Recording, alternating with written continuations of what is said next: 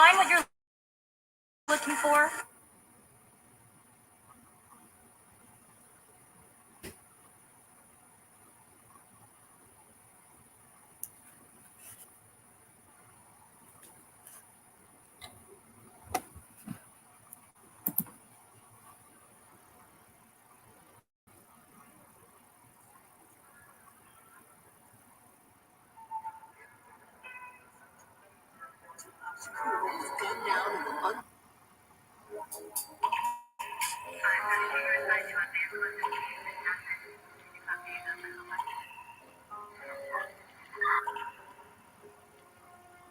These cops crooked, they cracking the case. Deals behind closed doors with the crack in the case. Me and Pop split some beers. We cracking the case after the chase with a smile on my face.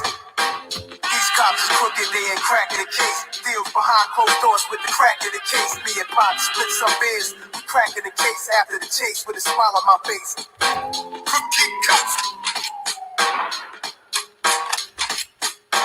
Crooked cops. Crooked cops on my tail, I got a bail, but I'll be damned if I let the suckers throw my ass in jail. Take the right at the lights, that's the sound of the siren. I wasn't ready for violence, this ain't the right time. I step on the gas and leave the fools in the dust. It's hard in the streets with nobody to trust. Pop the ride quickly, then I cut the engine. Lay down on the seats, didn't want no attention. Footsteps on the concrete, got my hand on my feet. There's a knock on the window, so I point in the squeeze.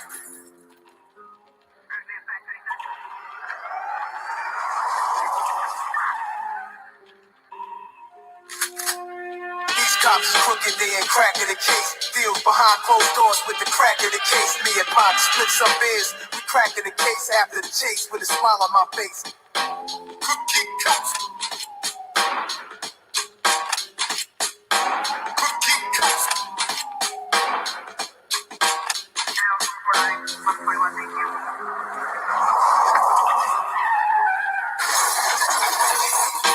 Dogs arrived on the scene, driving the black smoke. I jump in the front seat, then we laugh till it hurt. They never had to win with somebody getting shot, but we ain't got no love for them undercover cops. They want the money, but I'm taking a stand. I got my head in the clouds, they want my face in the sand. No witnesses left, and the weapons is clean. So we making a toast, then we rolling some green. I was back with a piece of These cops is crooked, they ain't cracking the case. Deals behind closed doors with the crack in the case. Me and Pop split some beers. We cracking the case after the chase with a smile on my face. These cops is crooked, they ain't cracking the case. Deals behind closed doors with the crack in the case. Me and Pop split some beers. We cracking the case after the chase with a smile on my face. Crooked cops.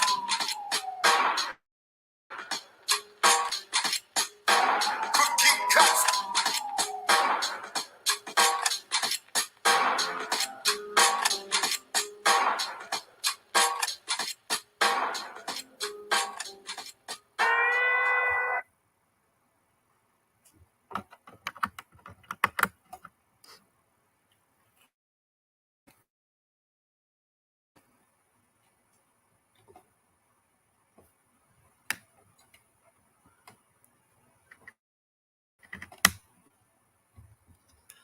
Hold up. I was thinking if I can hear me. Give me 1 second. Oh, Jesus Christ. I hate this shit.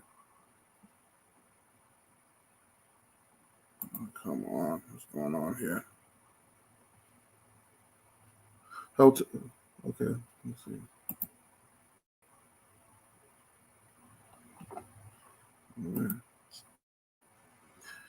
Oh, okay. Welcome. Press 1 if y'all can hear me. Press 1 if y'all can hear me.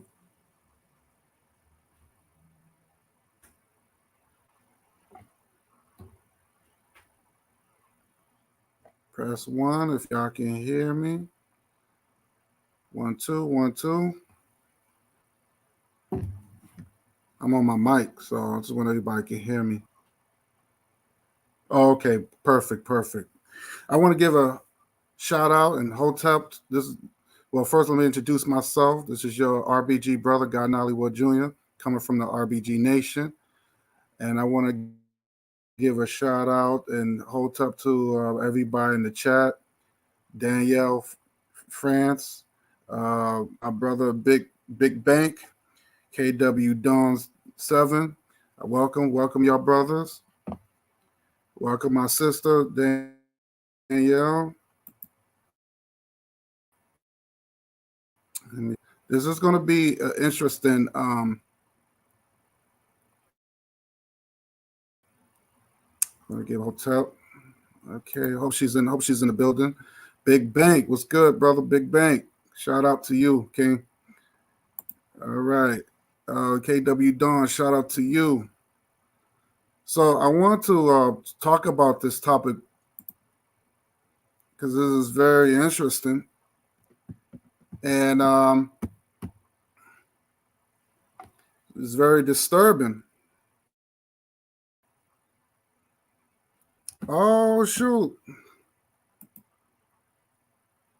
Shout out to St. Cora. What's going on? Peace. Hotep. You know, I had to get on my Pac mode. It's one of the best rappers of all times, man. Shout out to rest in peace to Pac. I see my boy Bubba. Hotep, Bubba. Hotep. All right. Let's see what's going on here. He said, what is the name of that Nollywood martial arts movie? To be honest with you, I really don't know. And I remember you asked that before. I will find that information for you. I was just saying that our people never call it, karate and all that stuff. We had, we already know the original martial arts come from Africa. And I definitely put the name of the art form that our people used to do. So, yeah, that's the reason I just thought that it was very different from what we see on in the with the Asians, how they fight. So it's very different. So I thought that was I just wanted to just throw that in there. But I'll definitely find that information for you. Because I do watch a lot of Nollywood movies.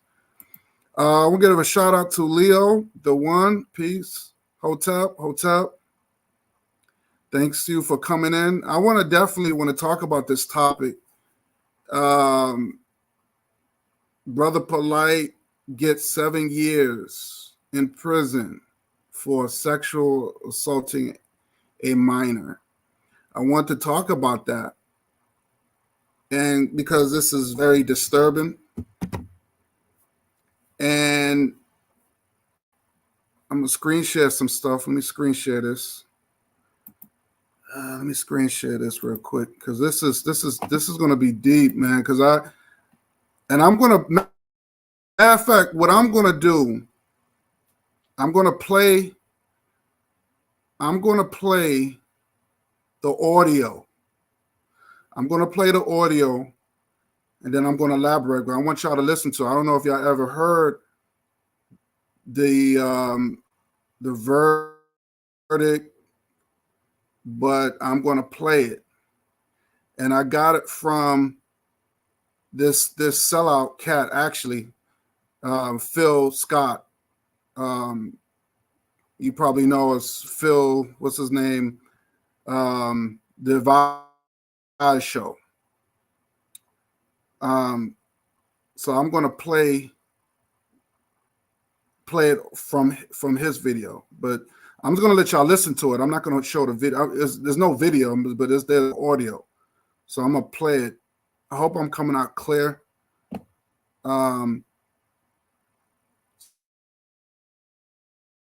So screen share this photo. Let me see. Share this photo real quick. Let me share this. Put that down. This and that. So share. Okay.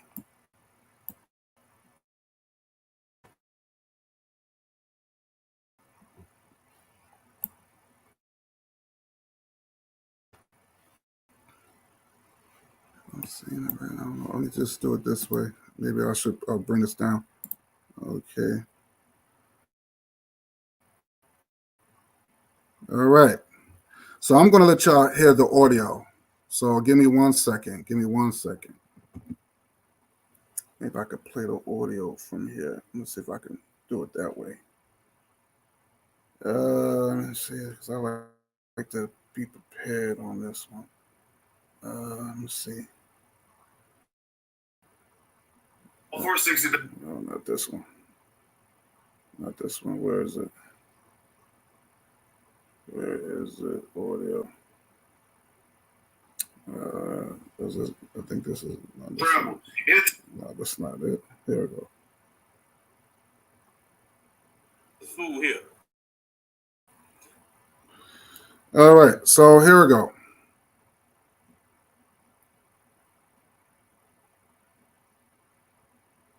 Here we go. So let me do it this way.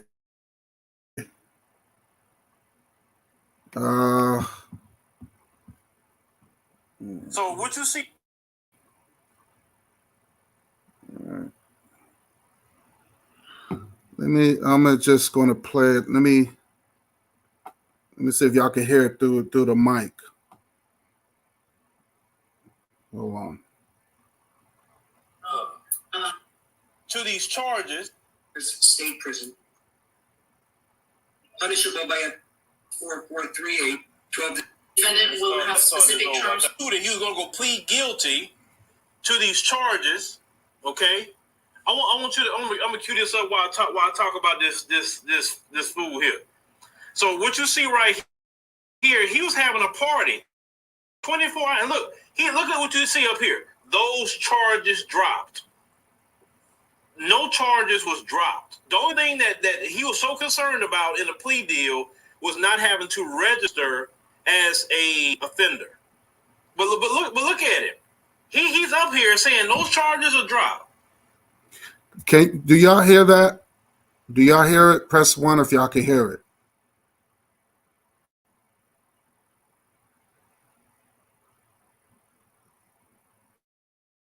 Press 1 if y'all can hear it. I might have to do it another way. Just give me 1 second.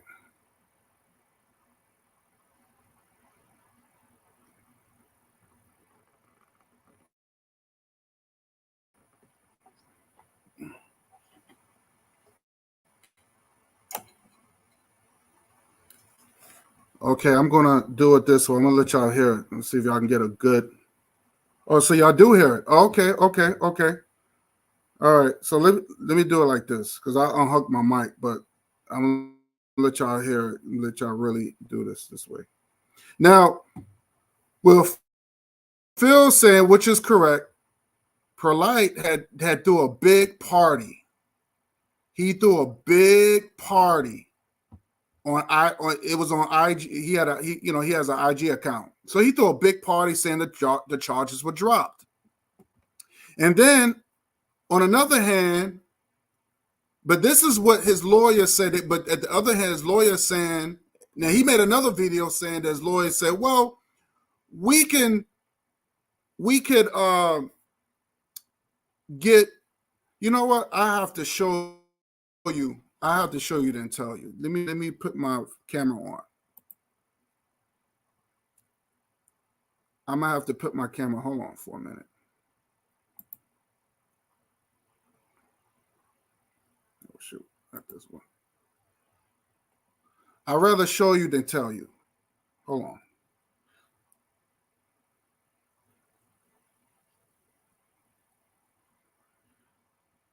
Now, let me see this.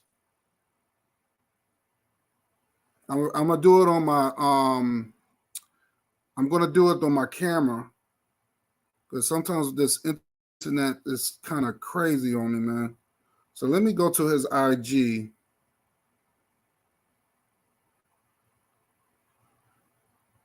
Let me go to this man's IG, and I want you to listen to what he says because he tried to make it seem. Let's see, come on, where are you at? Where you at, brother?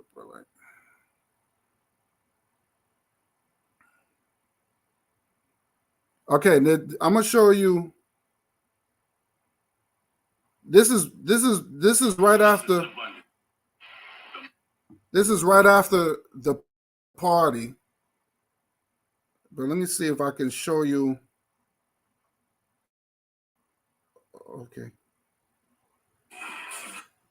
Now I want y'all to see this. Okay. Now he was saying the charges were dropped.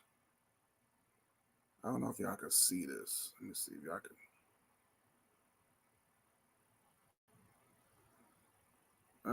Let me see if y'all can see this.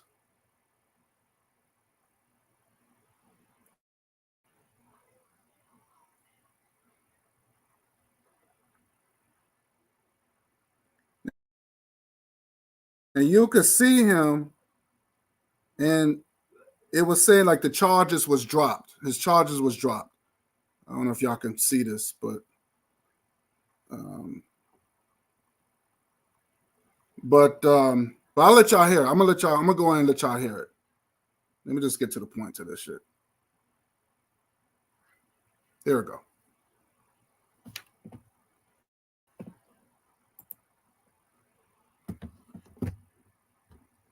But look at it. He's up here saying those charges are dropped. This is 24 hours before he went into the courtroom and pled guilty. Now, I'm pretty sure that brother standing next to him would not want to be standing next to a guy like that. You know what I'm saying? Because most brothers, we don't get down with them kind of purrs, man. I mean, look at that. If that brother hear what's going on and find out what went down, you know what I'm saying? I mean, that stuff is sick. It is utterly sick.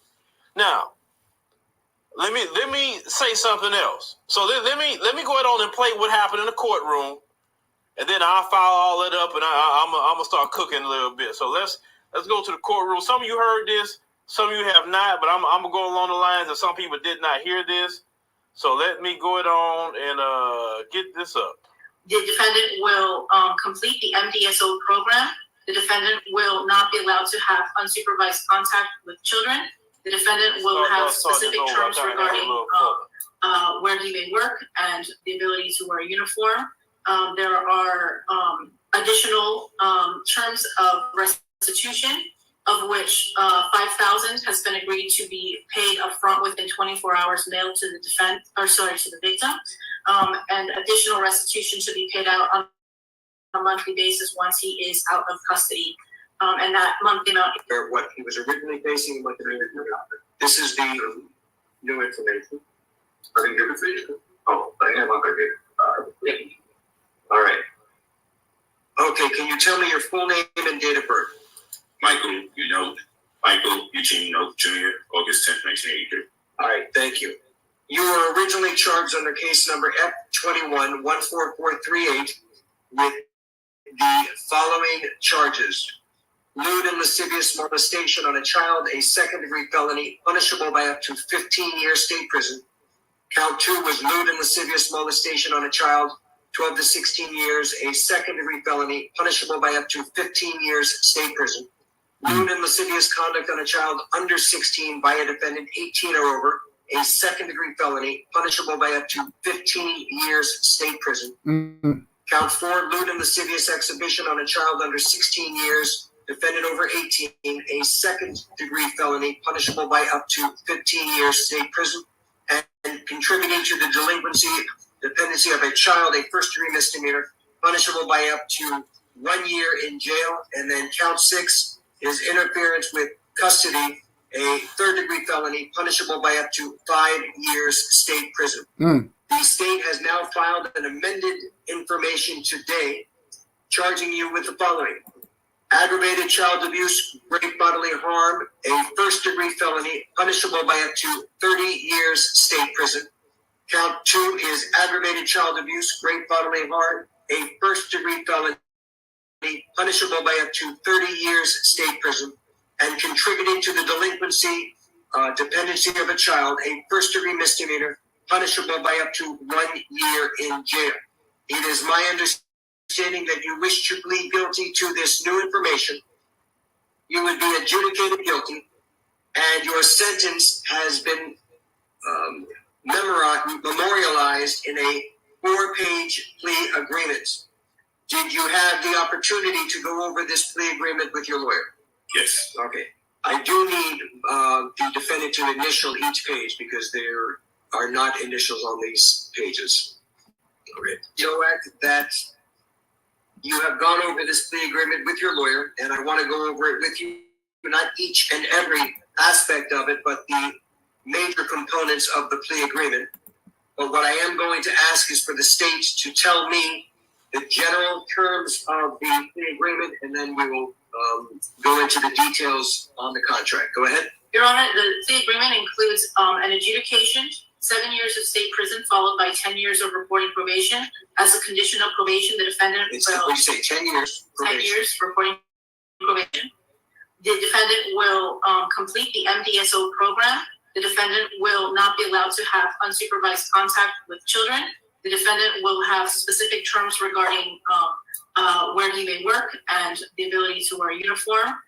There are additional terms of restitution, of which $5,000 has been agreed to be paid upfront within 24 hours mailed to the to the victim.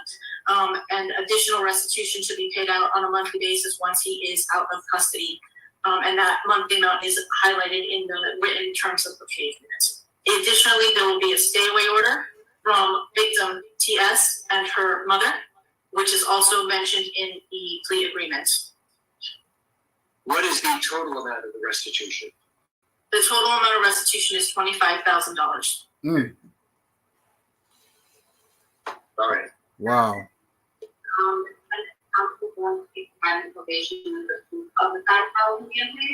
Yes, Ron. Okay. All right.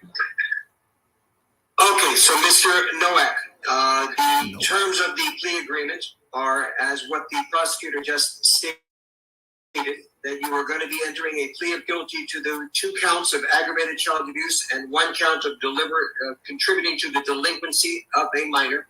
You will be adjudicated guilty, which is a criminal conviction on your record. Do you also understand, sir, that by entering into this plea, that it may subject you to involuntary civil commitment proceedings set forth in Florida statutes 394.910 through 394.931? Do you understand everything that I've said thus far? Yeah. Okay. Now, I want to also advise you, sir, that you are going to be sentenced to 7 years in state prison to be followed by 10 years of reporting probation. In addition to any of these special conditions of probation, you will also participate in and successfully complete a mentally disordered sex offender treatment program, that you are also not eligible. Okay, you may, according to the state, you may be eligible for early termination if all of the conditions of your probation have been completed, that you have had no violations of your probation, and that you have not been arrested for any other criminal offense. Is that correct, state? And to clarify the terms of... Let me stop this for a quick second. Do you hear what the judge said? So basically, he in his plea deal, with his lawyer, he was saying that he was mentally disabled. That's why he did that. You understand what I'm saying? Now, we know good and well nothing wrong with him, but that's why he said a mentally basically disabled offender, right? So I want you to pay attention to that. In 5 is there is no prohibition on early termination. However, there is the requirement that any modification to this agreement be agreed by the state and the court. Okay. All right, sir. Now, with respect to this plea agreement, I have on each page next to defendant's initials MN. Did you, in fact, affix those initials to each page? I did. And have you reviewed each and every component of this plea agreement going through page 1 and through page 4? I have. Now it says on page 4, having read the above mentioned terms of this plea agreement and having been advised by my counsel, David Terrace, I, Michael Note, freely and voluntarily enter into this plea agreement and agree to abide by all terms and conditions of this plea agreement, and agree that failure to comply with any terms or conditions within this agreement constitutes a violation of probation and subjects me to be sentenced to the statutory maximum penalties provided by law for the crimes for which I am now pleading guilty. And then it has a signature over the name Michael Miller. Is that in fact your signature, sir? Yes, sir. All right. And I am now going to place my signature on this plea agreement, in that I am now going to be ratifying this plea agreement as negotiated between the state of Florida and your attorney. Has anybody, including your lawyer, told you anything differently than what I've just told you? No. Are you under the influence of any alcohol, drugs, or medication affecting your ability to understand me? No. Is anybody forcing, threatening, or coercing you to enter into this plea? No. Do you understand that if you're not a United States citizen, the entry of this plea will have negative immigration consequences, including deportation and removal? Understand. You had the right, sir, to have gone to a jury trial where your lawyer had the ability to compel the attendance of witnesses on your behalf, the ability to confront and cross-examine the witnesses and evidence against you. You had the right to testify just like any other witness, or remain silent, and your silence could not have been used against you if you went to a jury trial. You also have the right to appeal any mistakes that I would have made during the course of the trial, and the right to hold the state of Florida to the burden of proving these charges beyond a reasonable doubt. Do you understand, sir, that by entering into this plea, that you are giving up all of these rights, and we will not have a jury trial? I do. All right, and the reason why he did that is because he know good and well if he would have went to trial, he'd have been found guilty, and he would have got them football numbers that y'all keep talking about in the chat. He knew what he did. He did that ish, okay? Have you discussed this plea with your lawyer? Yes. Has he answered all of your questions? Absolutely. His mother, and she will be listed as victim Noah in the Zoom, and she is requesting, pursuant to Marcy's law, that her identity remain anonymous. So for that reason, she will not be stating her name, but she will be making a statement regarding these. Where would it It be? should say victim, and then in parentheses Noah. Nope, sorry. You see when it says victim, nope. Okay, yes, 1 second. All right, you may unmute, ma'am. Good morning, Your Honor.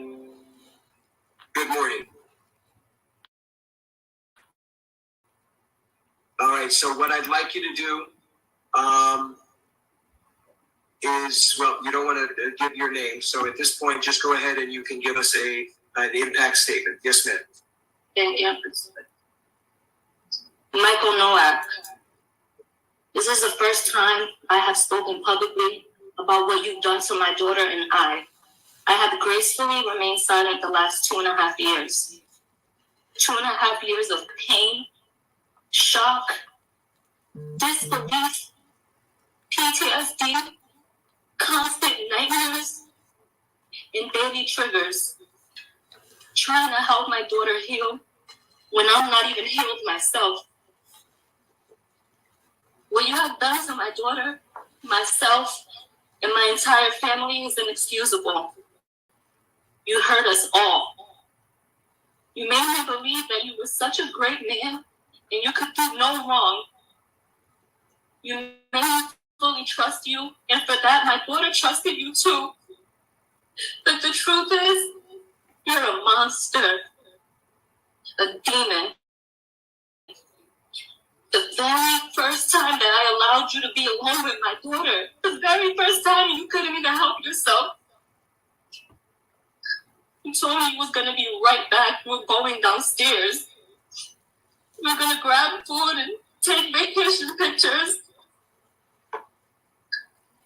You told me that you wanted to have a one-on-one talk with her about loving and respecting me as a great mother that I was, and I actually believed you. I believed that you were going to bring her right back. I thought you were going to have this trusting conversation with her that you promised me. Her and I both trusted you. For a grown man to violate a child who trusted him, you should be ashamed of yourself. You plotted on me and my little girl. The entire time you knew what you planned to do. Isolate, intoxicate, then violate my baby. Shame on you. I trusted you to bring her right back. You were supposed to bring her back the same way that you took her. Instead, you drugged her and took advantage of her. You sexually abused her. You forced alcohol down her throat. You then forced her to see things that no child should ever have to see. You forced her to feel things that no child should have to feel. You forced her to accept violence that no child should ever have to endure. You forced drugs in her that no human should ever even ingest. She's my child. My baby. How could you? You could have killed her with all the drugs that was found in her system. Damn. And you thought your master plan was mapped out perfectly, huh? You thought I'd be dumb enough to believe you over my child. And you thought that money would blind me. You thought I was going to be so blinded that I wouldn't notice when you returned her with bruises all over her body and her mouth busted, uncontrollably shaking. Absolutely not. And although you executed your plan and you got what you wanted those couple of hours, you actually failed. Because look where you're at right now. You have created a lifetime of trauma for my daughter and I. Before you, we never knew evil existed. You brought so much evil into our lives that early morning. And I'll never forget. I called you like 50 times and you wouldn't answer me. And I called her too, but you took her phone. You drugged my baby and you gave her no way to seek help. You left me no way to contact her or even know where she was. I get physically sick now whenever I'm away from my daughter because of you. Something as simple as her going to school, I'm in panic mode. Because I'm scared when she comes back, she's going to be hurt all over again. I constantly have flashbacks of that night. And what she lives with is not okay. She feels uncomfortable around people and will live with this forever, and this is not fair to her. She never deserved this. Shame on you for forcing evil on our youth. And you know, for a year, I questioned, how could you even do this to us? Her and I did nothing wrong to you. We trusted you. I moved across the country because I believed everything that you told me. But it was pure manipulation I see now. All you do is say you do this to your mother who simply trusted you. We did nothing wrong. But you know what? I'm done breaking my head trying to question or figure out how you could do such a thing. It's so simple to me now.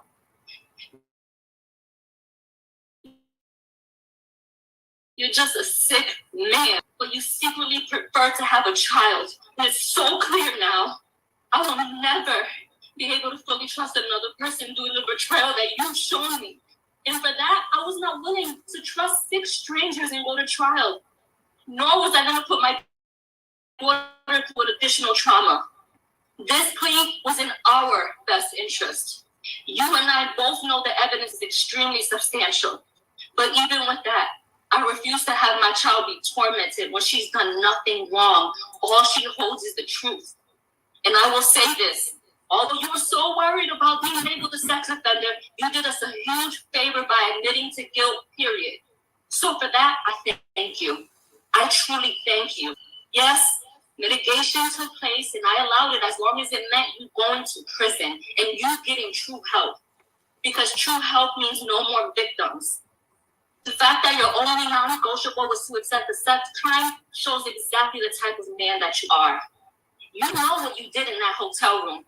I know what you did, and my daughter knows what you did. DNA doesn't lie. There's no reason why your DNA should have been found on my baby. And yes, I satisfied your bogus request to not be labeled a sex offender, but it doesn't take away from who you truly are.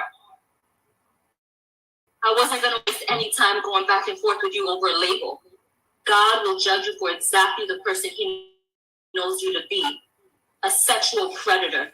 So rest assured, jail time equals jail time.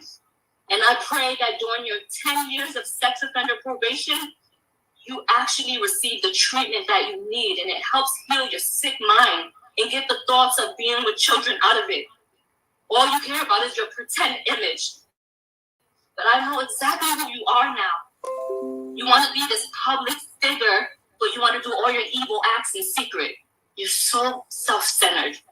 That's why the last time I saw you on February 27, 2021, you fought me.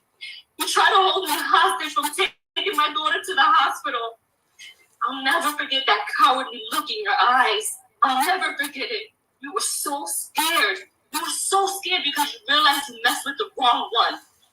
Your last words to me, you held me and said, please don't go. You're going to ruin my career. Well, today, September 6th, 2023, my last words to you are, I hope the next 17 years of your life, you're reminded of the disgusting, terrifying, unforgettable act that you've done to my innocent daughter. Shame on you.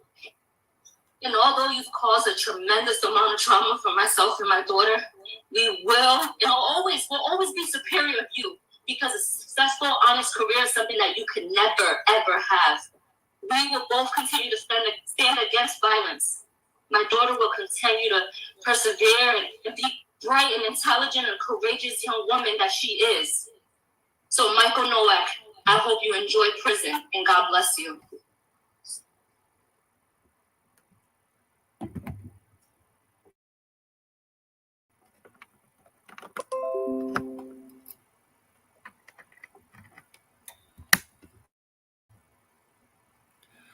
Okay.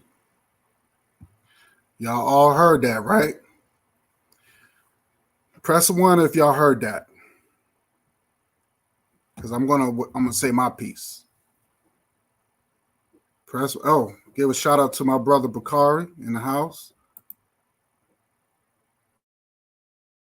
What's up to you, brother? Press 1 if y'all heard all that.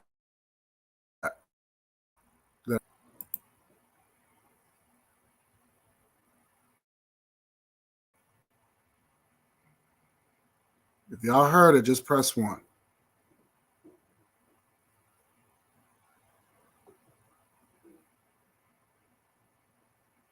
me see.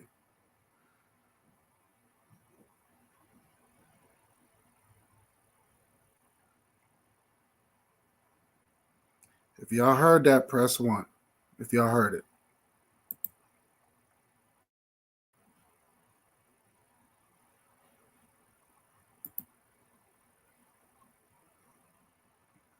Okay.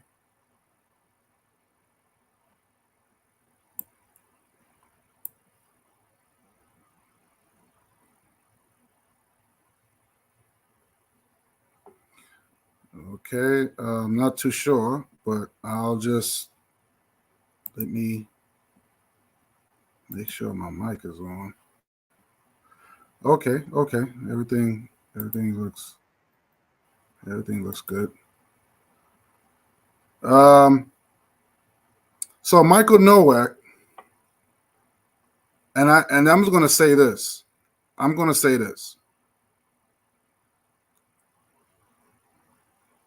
I think two things. The reason why he didn't go to the grand jury or to prove his innocence is clearly he wasn't innocent. But I'm gonna mention two things. Number two, number one, these were some serious charges.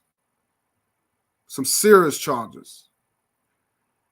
I believe his lawyer told Michael Nowak, aka Brother Polight, that number one, it was going to the trial. If he went along with it and went to the grand jury, number one, it was going to cost him big time. It was going to cost him big time. That's number one. And number two, this lawyer probably said, "Look, we found it's clearly we found some DNA on you."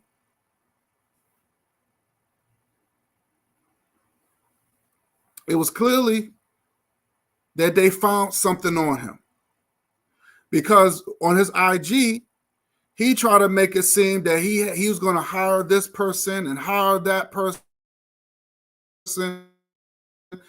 to some evidence where a girl called him to watch her daughter, to take her daughter to some after party. And like I said, I don't know the detail, but I do know that he was with this minor that wasn't his daughter. Now he has a daughter, either close to that girl's age or maybe the same age. Now he has a daughter. He has a daughter. Now I'm going to say this. This is what happens. This is exactly what happens when you lose focus on yourself. This is what happens when you're not consistent. I've been saying this for day one. When I first met Brother Polight, he was very militant. He said all black women were, he said the black woman was God. And I learned a lot from Brother Polight. He's a historian. And like I say, he was a very, very intelligent man. I'm not taking that away from him. But then on the other hand, he decided to go with the trend. I have mentioned this. When you start going with the trend, and next thing you know it, he started doing IGs, and next thing you know it, he went all, he took all, he scammed. He scammed out of the people, poor black folks and black people that trusted him for years. And then he decided to move to Beverly Hills and start living like he got it like that. He started showing boating and going to these expensive basketball games. And next thing you know it, we haven't really seen none of his 4 wives. Now we start seeing all these women from different races, and he's talking about, oh, that's my wife, and he got white women, brown women, all these women that he was messing around with. His first wife was not good enough.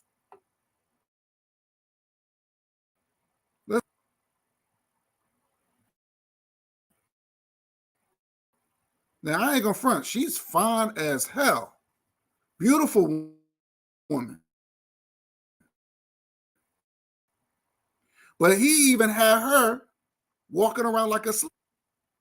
Now it's obvious to me, she's not that bright, because why would she allow her so-called husband going around and mess with all these different women? The man went, Michael Nowak went straight coon. All of a sudden, the black woman was God now, to the point that all women are God. I did a program about this. I'm not surprised the way he did. I'm not surprised what he did. His beautiful African wife was not good enough, and I think she's the daughter of that guy from the Nubian leader, that so-called his teacher, his prophet. What's his name? I forgot his name. What's that Nubian leader? He said, what Danielle say here? What she say? Exactly. Now, I'm gonna be honest with you. I don't feel sorry for the mother either. I don't feel sorry for the mother, because as a mother, you should protect your child. You should protect your child. She said she trusted him. You are the mother. You should protect your children.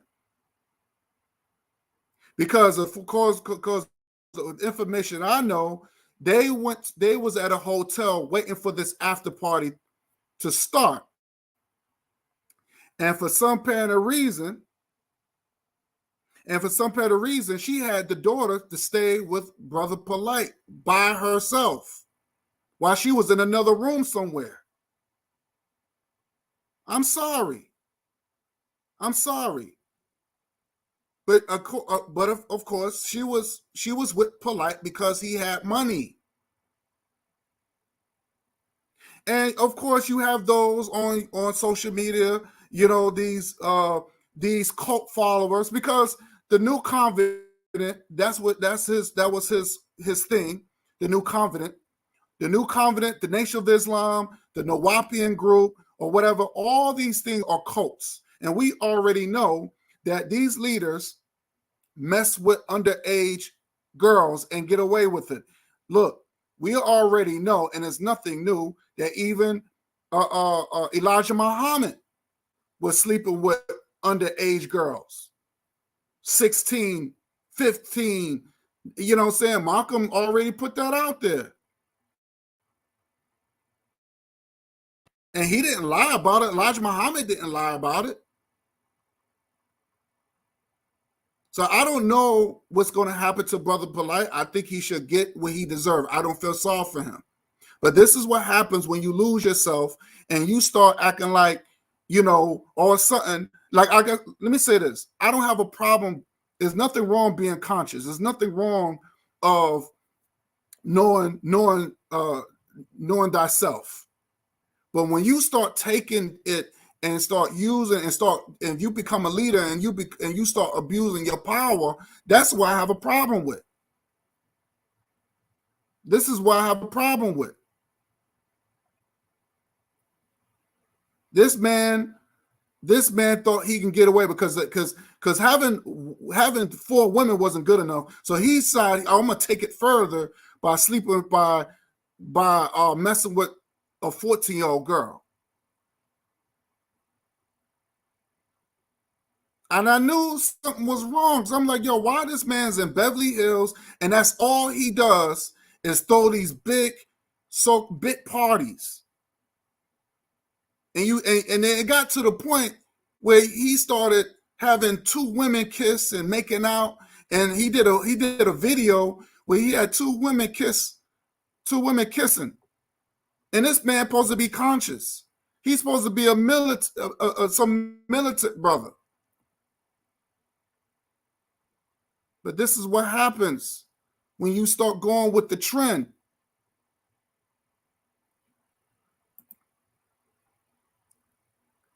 Daniel said he went from the black woman is God to all women is God. Yeah. Yes. And he said this, oh, all women are God. But that's not what you told the people. But just like the typical, but remember, he's been locked up before. A lot of these guys already been locked up before. They just have that street mindset with some knowledge. So I hope he gets what he deserves in prison. But then again, you got Negroes on YouTube feeling sorry for him. They feel sorry for him. And I'm starting to realize anybody that feels sorry for this criminal, this sex offender, this pedophile, I'm starting to think that they're like that too. That is, they're just not saying anything. They're not admitting it. Well, I've heard one Negro say, well, you know, I hope, you know, this will help him and by him getting locked up. Dude, what the hell? The man is a sick asshole. The man is he's the worst of the worst. This is the reason why I am the way I am, because I'm not going to lose focus of myself. But you got these clowns where that, oh, they're against Pan-Africanism or whatever, and now they rather feel sorry for a criminal. This man is sick. But this woman wasn't good enough. This black woman was not good enough.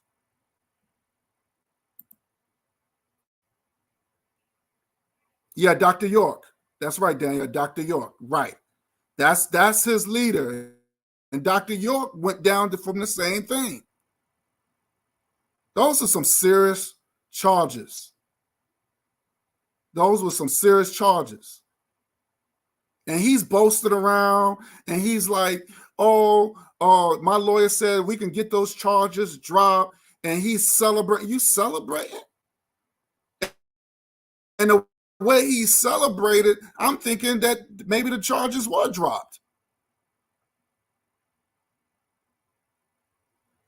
Maybe the girl lied, because I'm thinking, well, maybe she lied, because people do lie. People do lie. I was lied on. But find out the woman was telling the truth. So he had no choice to plead guilty. But let me say this. I always tell brothers, especially black men, if you know for sure you did not commit a crime, you don't plead guilty. You do not take no plea deal if you know for sure you're innocent.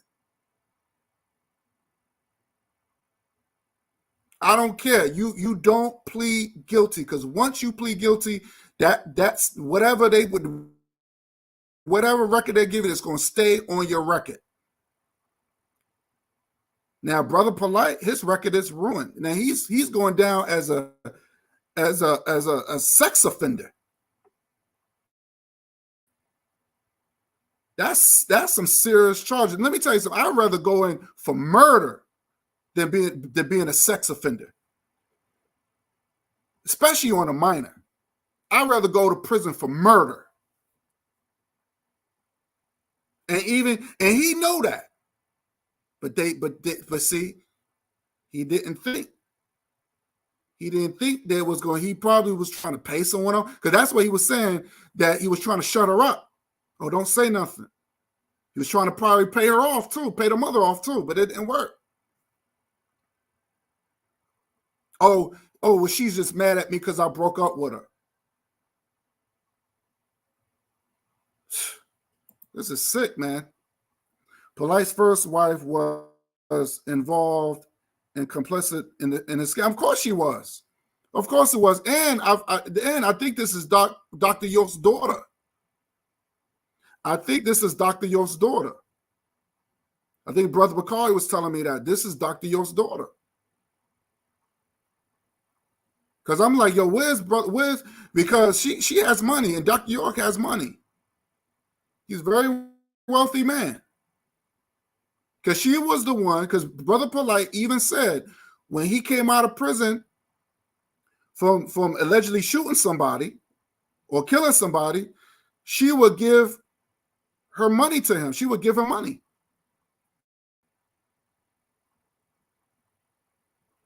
So, oh yeah, she was in on it. She was in on it. A lot of those women that Brother Polight was around was blinded by money, his fame. And this is the problem. But it seemed like to me, this is nothing new. When you're dealing with cultism, this is nothing new. These leaders always take advantage of women and children, and they always do that. They always do it. Elijah Muhammad did it. Elijah Muhammad did it.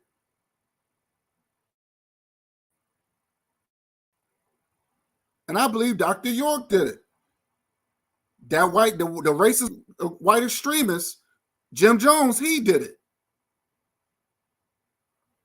This is what they do when they abuse their power. And of course, you're going to have polite followers that's going to say, no, that's just rumors, and they'll make up some story. They did it with Elijah Muhammad, and they'll do it. They always do that. They always do that. You look at young Pharaoh. Young Pharaoh shooting at his baby mother with the children in the house. These supposed to be inspirational speakers. I have no respect for these people no more. And now, Dr. What's his name? Captain Nazaria, he's having a field day with this. He's having a field day with this. Brother Polight, aka Michael Nowak, would never get my respect again. Never get my respect. And Brother Polight was hitting me up on IG. Oh, come, I could make you some money and all this other stuff. No, I said no, thank you. Hit me up on my IG. No, thank you. Because you cooning and now you in Beverly Hills. He did not go. Let me tell you something. There's a lot of places he could have done and could have been inspirational to our people. He could have been to an all black, upper middle class or middle class black neighborhood and got the and start organizing the African people there. He could have went to Africa and so organize. He could have been a great organizer. Look at Dr. Umar. He's going back. He's organizing African people here, going to the Caribbeans, going to Africa. He's doing it, and then he's creating a school. He's doing his part, and they calling him on. He's the scammer, but I don't even hear a lot about this. This is a problem. Let me read your comments real quick. His name is Dwight York. Oh, okay. That's his name, Dwight York. Okay, gotcha.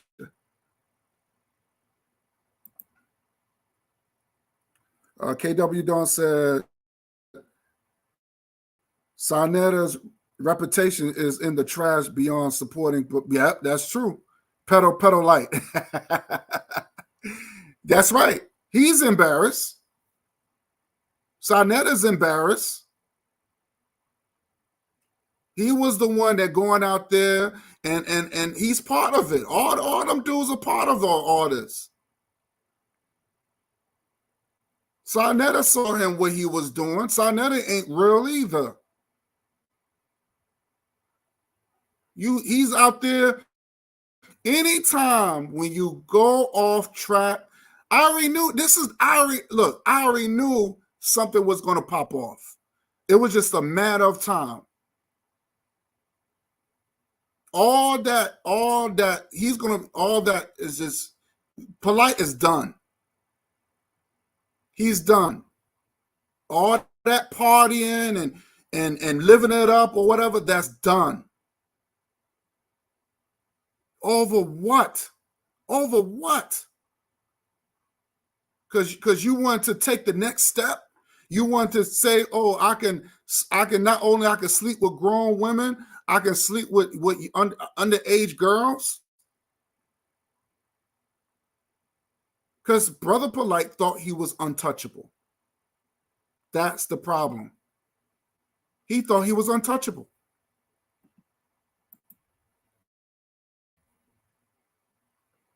That's the problem.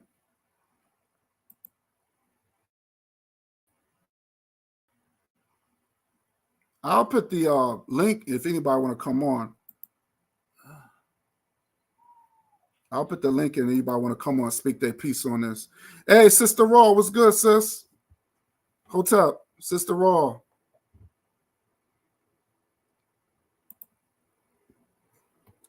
Daniel said, I started watching him when he was trying to try to throw blame on accuser of Dr. York. The interview was so done in 2010. I'm going to send it to you. Okay, facts. Wow. So he's no different than his teacher. He's no different. And then he tried to make it seem that his teacher wasn't doing that.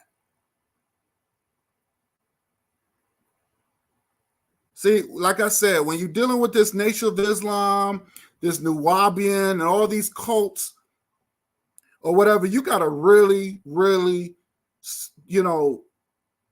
if they don't practice what they preach, then I would tell them stay away from these cult-minded groups. And then it's something that should have been a wake-up call when he decided to throw that away to live in Beverly Hills. Taking all that money, and then he could. What about the celebrities that Brother Polight was when Polight was meeting his first person that I remember, he met Ron Otez. Who remember when he met Ron Otez? Then all of a sudden he started meeting all these celebrities. He could have got these celebrities to come together and put their money up so we can have some real Black-owned business going. But no, he'd rather party with them. He met Ron Otez. He met what's his name? Floyd Mayweather. He met Busta Rhymes. He met all these celebrities.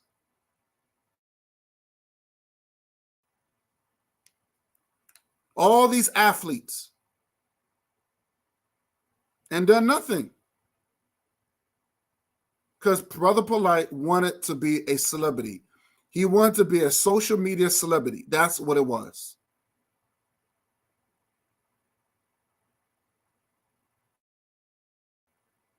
So he threw all his pro-Blackness away. He threw all that stuff just to live comfortable and to spend Black money on white things. He wanted to live white. He wanted that rich white life.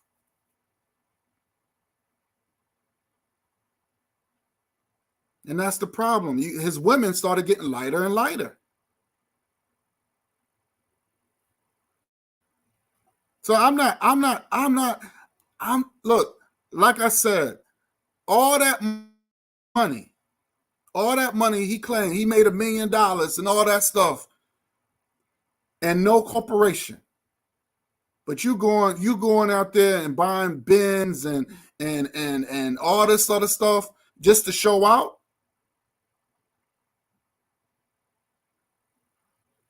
I tell you, man, this is what happens when you do the trend. Of course, he scammed a lot of people.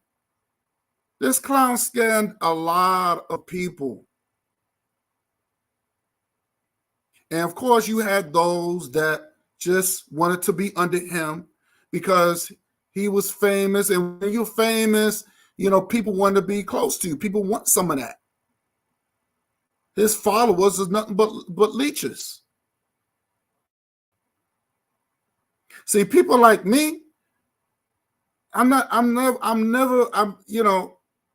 was the type of person that was like, I liked the Brother Polight when he was when he was on board.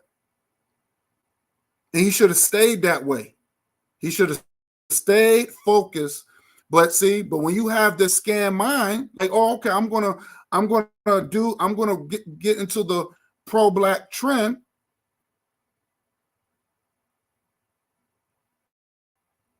You know what I'm saying? Just to scam people money, and then I'm gonna live this white rich life. That's why I don't respect people like that. I don't respect people that let me put the link in. I don't respect frauds. I don't respect what they call false flaggers. I don't respect them.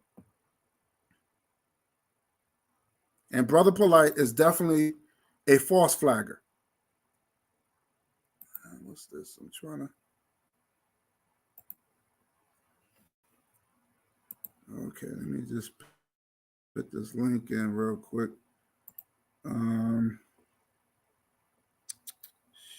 know how to put the link in there. There's been so much.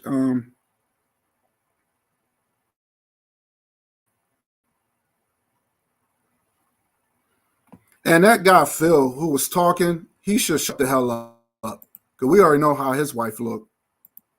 Let me show you some other pictures. Now, this is him and her again. But the guy who was talking, Phil, from, you know, he shouldn't run his mouth, because he was like, oh, I don't like some of these pro-blacks but dude, my man, you going to Africa and all this stuff doesn't mean anything either. Because we already seen how your woman look, how your wife look.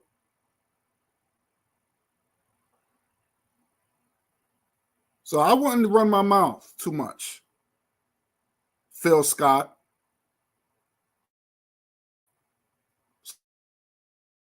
So we gotta.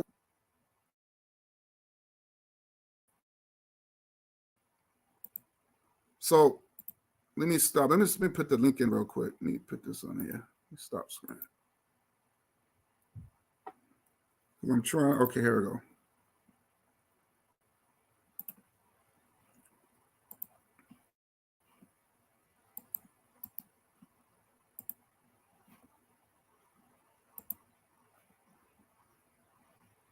Okay, I put the link in. Anybody want to come up?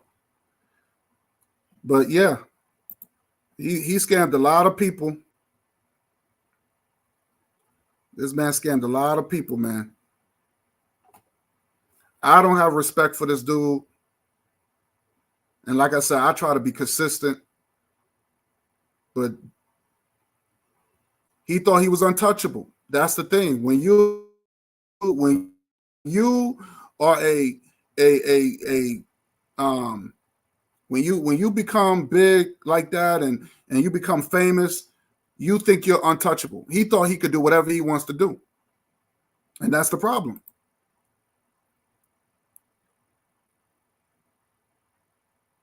Exactly. KW son, Philip Scott is a joker who talks black and sleeps white. Yep. Because he was even because in that video when he was playing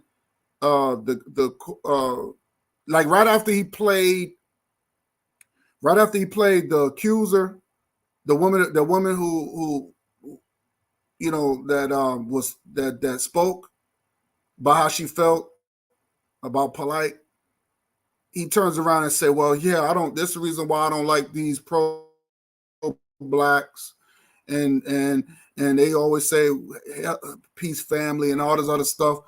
But dude, look at you. Like, you're a hypocrite. You're the biggest hypocrite. I don't have respect for you. You're a hypocrite.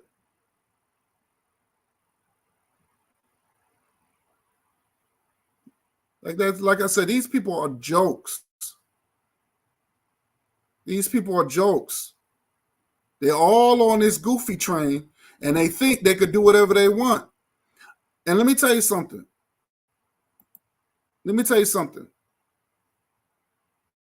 I make mistakes.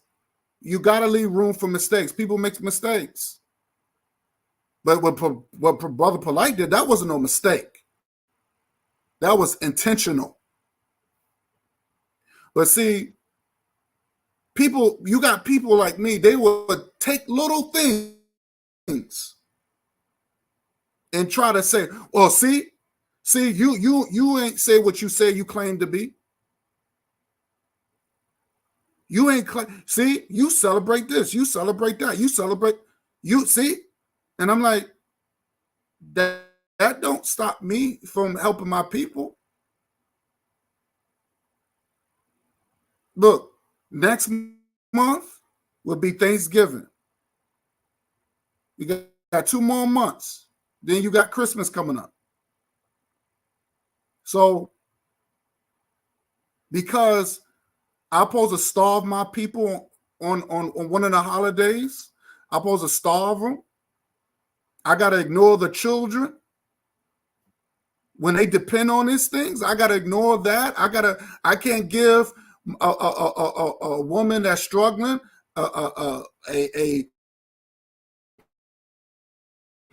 with a car with some money in it on Thanksgiving on Christmas Day. But they'd turn around and they would nitpick little things like that. But they would embrace this.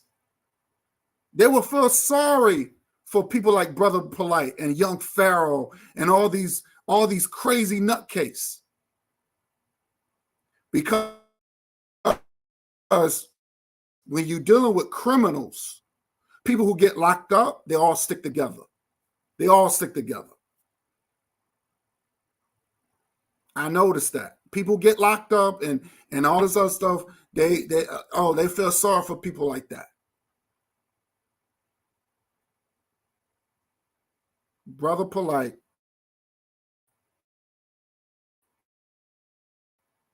I hope he gets what he gets. You better hope that there's people in prison that will protect him.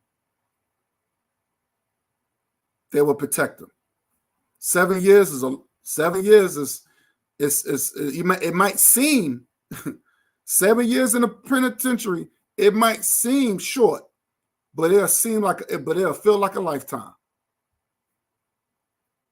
And his lawyer probably said, look, if you want to go through this, they have something on you. But if you were willing to go through this, and if we lose the case, you're looking at some serious football number. You're looking at 30 years or more. So my advice, you might well just take the plea deal. So they did find semen on him. They did find some semen. What the fuck? What the hell? What he thinking? You willing to lose everything? This man willing to lose everything. But that's the typical nigga mindset. Because niggas love to take risk. And they like to take stupid risks. All that smartness, all that wisdom and knowledge is down the drain because of what? Because of what? Brother Polight, to me, he had everything. He had everything. He had the baddest woman. She's fine. This so-called main wife. He didn't have to he didn't have to be with other women. But there's so much he could have done if he would have stuck. If he would have kept his eyes on the prize. If he would have kept his eyes on the prize, none of this would have happened. Number one, I'm not watching. Here's the thing. Number one, I'm not watching nobody's child. I'm not doing that. That's the same thing that Michael Jackson had did. Watching other people. I'm not watching nobody's child. Especially alone. I'm not doing that. They said this man was alone with this 14-year-old girl. His wife wasn't there. Was no women there. There wasn't nobody else there. I'm not doing that.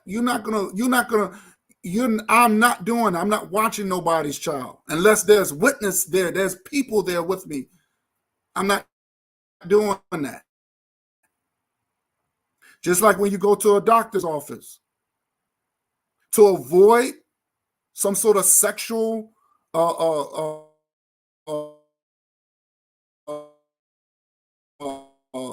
to avoid when a man checks a woman,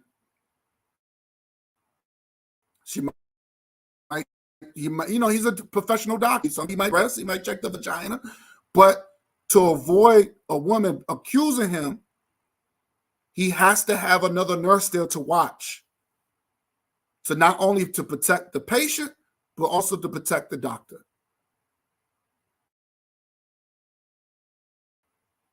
You have to do that. I don't know what that mother was thinking. I trusted you. What? Why? That's. I'm sorry, Brother Polight. That's Polight. That's not his daughter. That wasn't his daughter.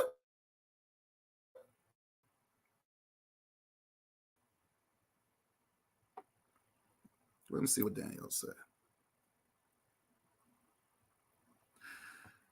Daniel said, "Black men, some of y'all have disappointed me, but I love you guys." Okay. I respect that. I can say the same thing about black women too. It goes both ways. I don't look at us as separate. I look at us as one, because the Black woman is the first teachers. I was taught right by my mother. So this is the reason why fathers is also so important too. Because mothers only could do so much.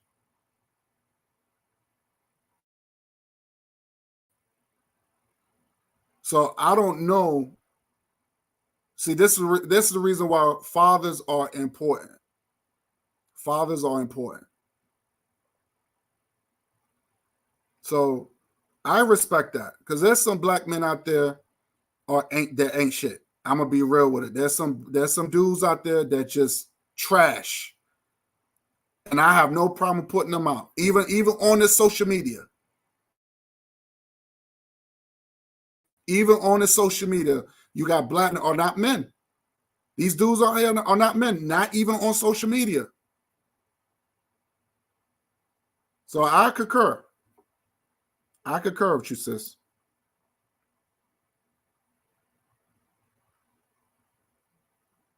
She says it's not the holiday, it's the lot behind it. I think with me, like I said, it's all depends how you look at it. Like I don't look at it.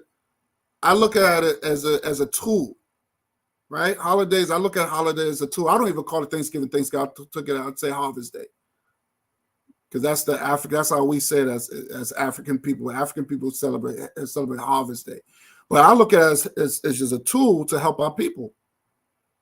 Our people are hungry. They starving. And I did a whole program on that. The churches don't do that no more. I went to one church, they used to do that.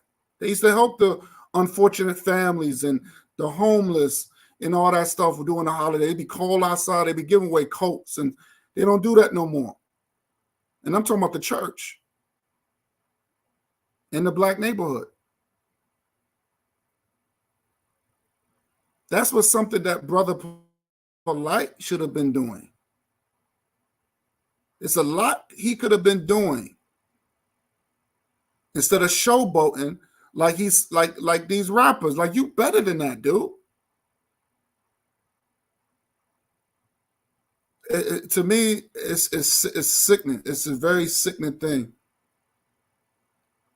Oh shit! She said Daniel said he was looking at 66 years. Wow, 66 years. Mm.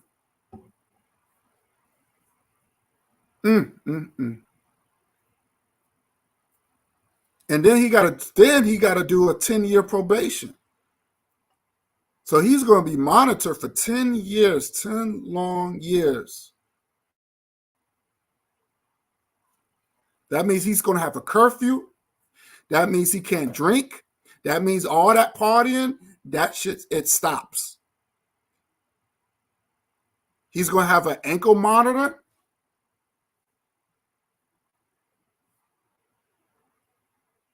Oh, maybe not. I don't know. I don't know if he's going to have an ankle monitor. Maybe not. But they will. Those people will. Those probation officers will pop up at his door at any time. At any time, and he's going to have to deal with that for 10 years. I'm sorry, but I can't have that on my record. That sex offender, that's the worst thing to have on. And he has a felony now. That is a clean felony. I want to know how his daughter feel about that. His daughter got to live with that her own father is a damn perverted piece of crap.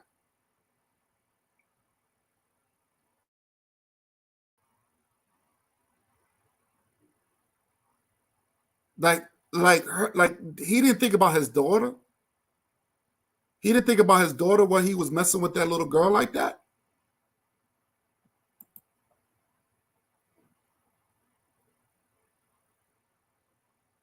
She said at one point, Foxy Brown part of his situation. Wow. Wow.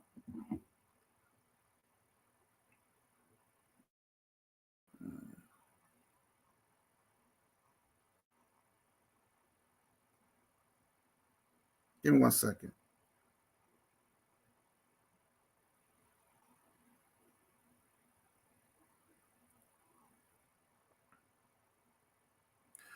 So that I'm not surprised. I'm not surprised. Daniel, you want to come up and chat with a brother about this and how you really feel about these people that takes advantage. And that's another thing too. I want to address this too. We got to be careful because a lot of the time these cults, because with cults, what they do is that they play on people's emotions. They play on people's emotions.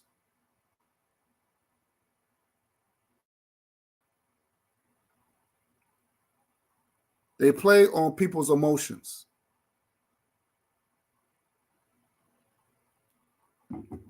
And that's what happens. And when they get you all emotional, that's when they take advantage of you. That's when they take advantage of you. So we got to understand that the difference between these people are predators. Polight is a predator. He's a predator. That's the bottom line.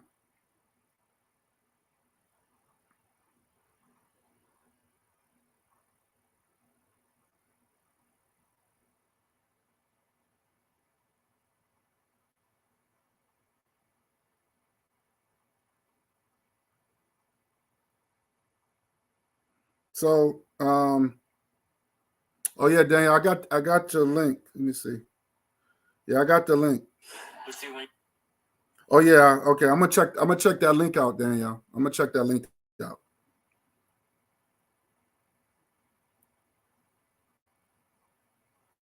So, yeah, I'm gonna watch that. Okay, no problem. So I'll be waiting for my sister to come through because we was on TikTok, and I don't really care for TikTok too much with their live because you can't have I've seen a lot of goofy shit on TikTok, a lot of weirdo. I mean, TikTok is a freak show, man. It's a freak show, and they don't, try to have a deep discussion and they boot you off. And we didn't say nothing wrong, but they were just like, "Oh, you're talking hate speech and all this other stuff." I don't like that. I don't like that. Give me 1 second. I'm gonna check this video out.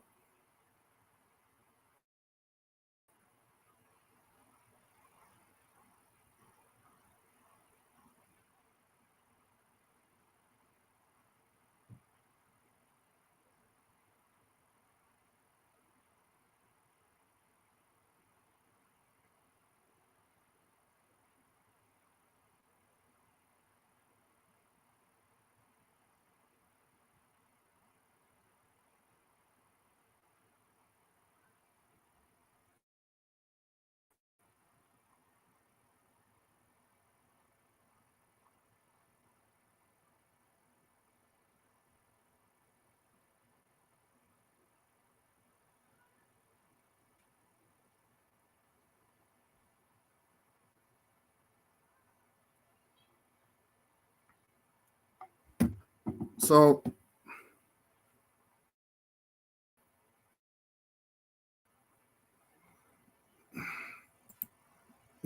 yeah, I had to play that, man. I just have tell my thoughts on cut this phone off.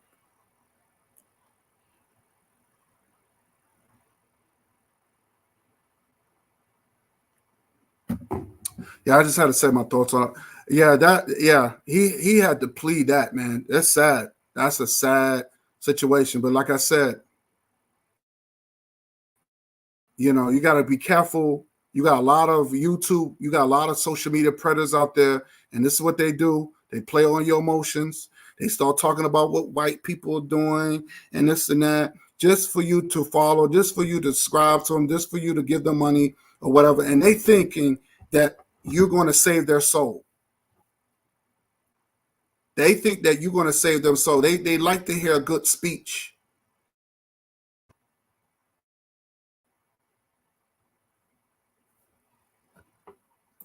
I don't believe in good speeches. That's why I don't listen to, like, most of these B-Rabs that's on YouTube. That's all they do. They cults. And they keep using the word God or whatever. They will say certain things so they can get it. So it's more like a fear tactic. It's more when you get to these cults, they use a lot of fear tactics. They put up all these rules. But it's okay for the leader to break his own rule. It's okay for the leader to break his own rule. So I'm not surprised. Again, when you're not focused on what you're doing, and when you get on a goofy train, this is the result you're going to get. This is the result you're going to get. This is the outcome.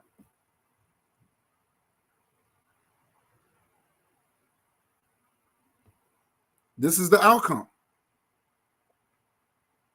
People get on the goofy train. They start smoking. They start doing heavy drinking. They start doing drugs, and they start clubbing a lot or whatever. Before at one point they are militant, and then once they get bored with it, they start going with another trend. They want to party. They want to be this celebrity, and that's trending too. Being a celebrity is trending. That's another trend. Calling yourself an what from Pan-Africanism to FBA? You're trending. What's the next trend where I can make some money off of somebody? But the outcome is not good. This is the reason why I had people, especially when I had dealt with that old crew that I used to deal with. They nitpick. But I always been consistent. Always been consistent. This is the reason why I'm not trying to be this. I'm not trying to be a celebrity. I'm not trying to go out there and prove myself to people. I'm not doing all that. Real recognize real.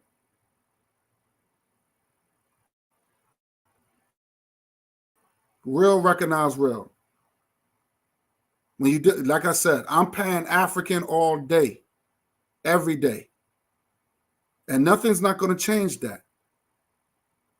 You're not going to see me going along to get along and getting down with the trending and I'm going to go to a white neighborhood and I'm going to have all these white friends and meeting white.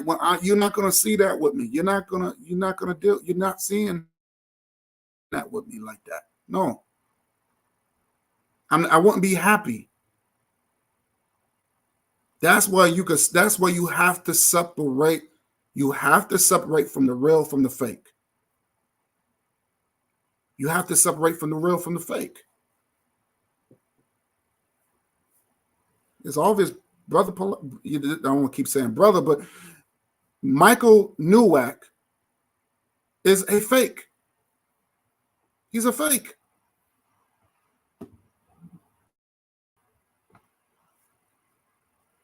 And it's sad. It's really sad. It's really pathetic. And there's no. I mean, you have people talk about it, but there's no. It's not a big. For some reason, you have people feeling sorry for him. You have people feeling sorry for him.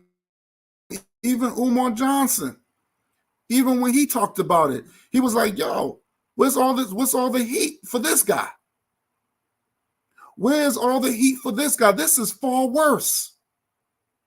They were saying Umar Johnson was this big scammer, but Umar Johnson didn't scam. He actually has a school that these Negroes that call them a scam ain't trying to support him.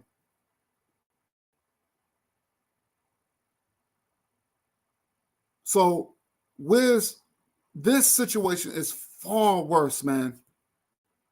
And like I said, for me, I'd rather be locked up for murder.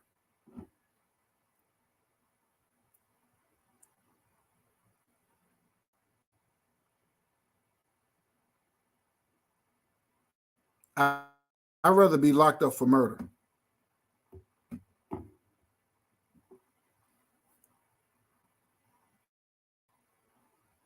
I'd rather be locked up for murder than be charged with that type of felony like that. And it's a shame.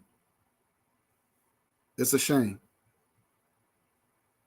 So I'm just gonna wait for my homegirl to come through.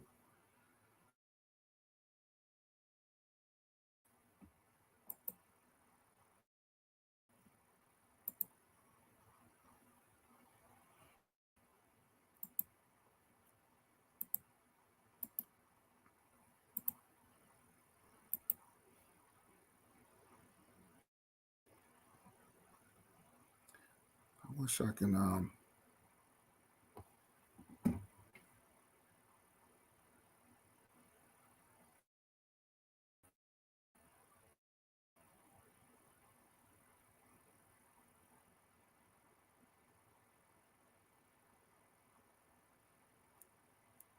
yeah, so but nobody don't. Okay, who's this? Oh, okay. Hello. Good evening, everyone. Hey. Hey, my brother. We finally. Right. Man, these kids, fuck them kids. But no, I gotta take care of them in the same sense. They eat all day. I understand. Oh my gosh. You sound kind of low. I sang low. Hold on. I don't know. Maybe it's just Can you my hear me phone. loud and clear? Yeah, I could hear you clear. Yeah. Probably, yeah, it's probably your phone, yeah. Yeah. You hear me clear? Yeah, I could hear you clear. Okay. Remember we started talking about this situation. You sound a little low on my end. Oh. No, I said remember we were touching base about this same situation the other night.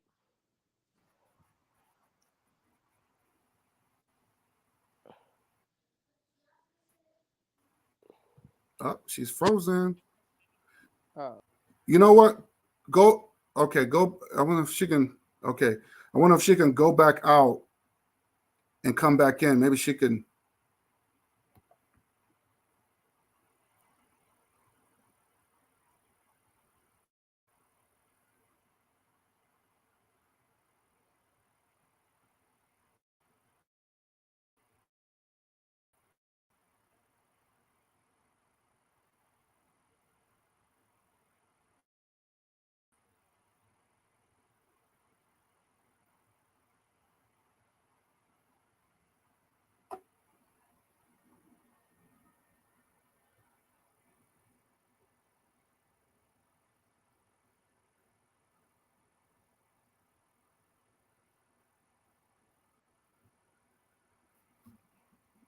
Okay, let's see if she come up. Hello? Yeah, I'm back. You can hear me better now? Oh, okay. Still the same. But go ahead. I can hear you though, but it's not as loud. It's not Okay. like it's Okay. not as like. I think it's my phone. Don't worry, I get a new phone soon. No, I was saying that. Remember, we had touched base on this same situation the other night when Are you on your was on Are you on your TikTok. earpiece? No.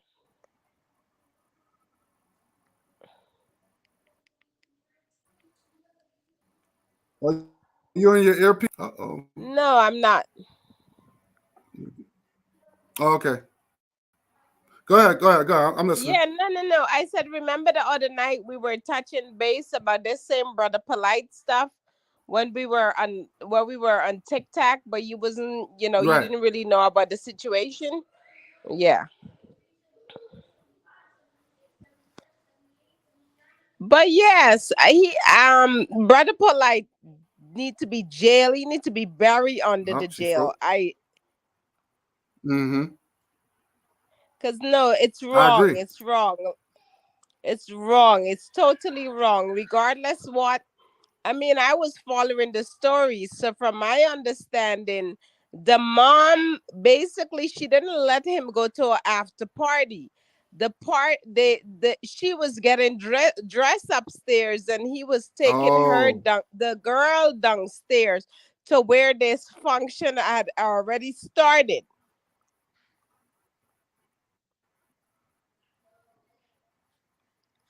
And then he took the little girl somewhere okay. totally different. Okay. So he So need yeah, to I don't be like. in jail.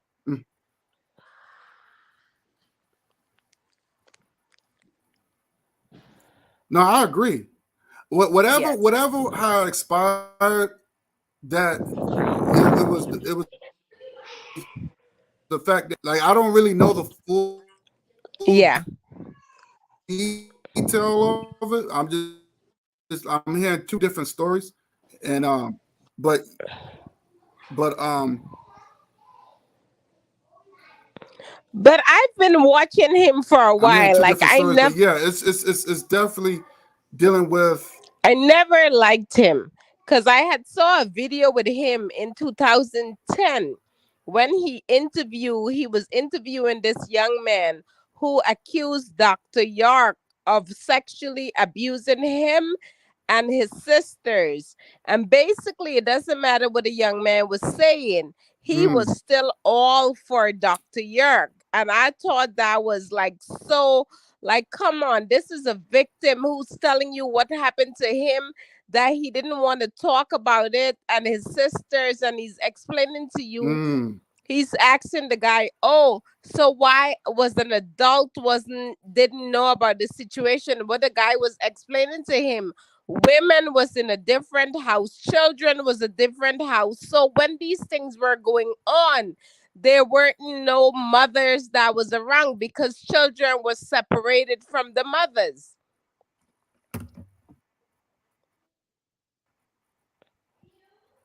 right, right. That's true. That's true. Yeah, and he still was, That's true. Yeah. like trying to throw the blame, like what happened if this so happened, where was the adults? And the guy is telling him that Dr. York sexually abused me from the age of 7 to 14, and he still was trying to throw blame at the young man. And I'm like, you know what, people like this you really have to look at, because you're condoling that a behavior. I'm not saying Dr. York wasn't a smart man. Also, he was very educated, but just like Polight, what they do, they get off track. Mm-hmm. So I Right. was like, if That they get Dr. they York get did. they become yeah, they become power whipped. Yes.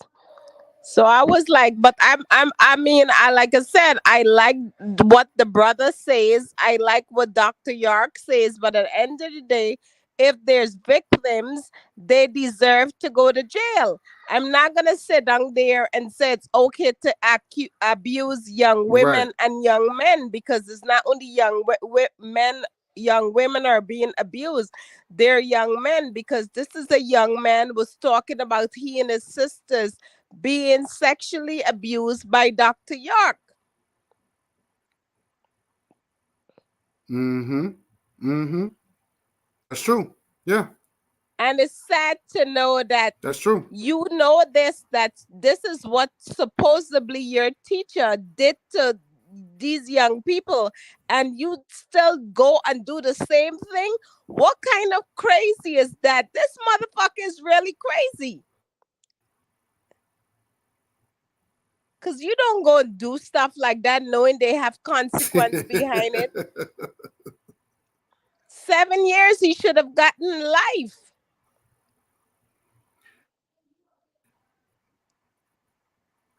Yeah. Yeah. You know, But that's what happens when you take that plea, is to get lesser yeah, time. of course. But And the thing is, if he, I agree. I think he should have got more. yeah. But if he didn't do it, then why did you take a plea? Because there's no way that a little boy or someone is going to accuse me of doing something to them and I didn't do it. I don't care. I'm going to go to jail if you got to send me to jail. I'm not taking no plea deal. Right. So right there and then, you Right. know, this Exactly. this motherfucker is like guilty. I said, they had something on him, and just like the woman said. Yes, they had one from when I was following the story. They had DNA But just on like the his woman shirt. said, she said,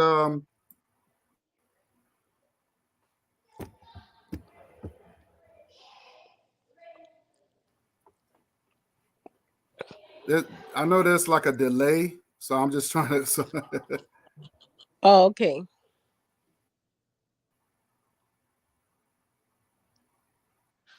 yeah, it's like a delay. I don't know what Okay. causing that, but yeah, you're right. I think he should have got more time. Yep. But hey, this universe don't sleep. What's the happiness I gonna think. happen? That's all I look at.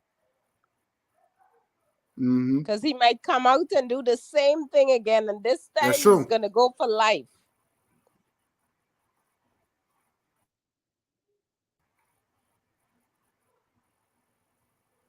Yep. But you Yep. know, Once a sex addict is always a sex addict. Once a exactly. sex offender is always a sex offender. But you know, the thing about Brother Polight, So I mean,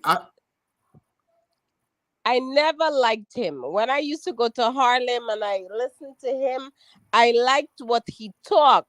But as a person, I never liked him because I felt like he was never an example. You talking to the black community. I'm out there at that time. My kids wasn't big kids, but I'm looking at other people. I'm in a shelter. You're given wisdom, but then your shoes alone cost over $1,000. I just thought I didn't like that. Like I felt if you're gonna uplift people and you're gonna uplift the youths, you can't come to them like that. There's nothing wrong with wearing a Jordan or a Nike or something, but you gotta come out there where you just so expensive. What do you expect these young people that if you were teaching them something, you don't think they're gonna want the same things that you have? Then what are they gonna do to get it? So I never liked him.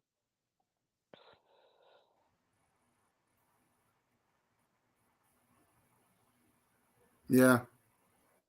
I think, like I said, I lost my respect. I lost my respect to him when he went to Beverly Hills, and then he started to Oh, cross over, and I think that's where I yes, lost my respect for him. but And then I he would always start he would DM me talking about he would DM me on IG talking about I'll join my credit plan and he has this I forgot what he was doing. He was doing trade or whatever he was taking some sort of class. He wanted me to take his class, and I said, man, I'm not interested in that crap that you're doing. You know, you that's not money off that woman that he's with, his main wife. That's supposed to be Dr. York's daughter. mm. That's what I thought. But I was told that was Dr. Yo's daughter. and the thing is, the next thing about it too, I'm not saying I'm a person that dress sexy, but I just felt like if you out there in the community, you had these women dressing like real street hawkers.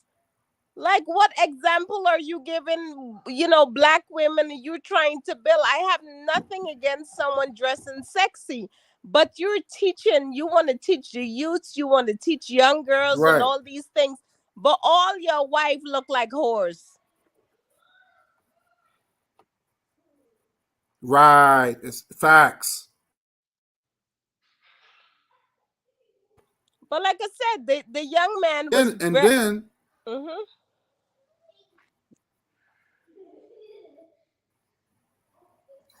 and then all his women were getting lighter and lighter. He started hops. Okay. So that was another issue. So what are you telling these young brothers out here? Like different. Like different. And I thought he was making a difference, No, but he he wasn't. wasn't. Like I said, the first time I saw him over And there by that's the the Gap, disappointing thing. I just was disappointed from the first day I saw him, because when I see the way he dressed and I saw the way his women were, and there were nothing wrong of being up under him, but you're setting an example, and you have these women in some hooker looking clothes. It's like, nah, I didn't had no respect from him from that day, but I still listened to him because he spit knowledge. Then when he moved to Beverly Hills, it's like he started taking out picture with like the Kardashian sister, and was like, oh, my sis, or my god, this stuff. And I'm like, yo, this dude really gone mad.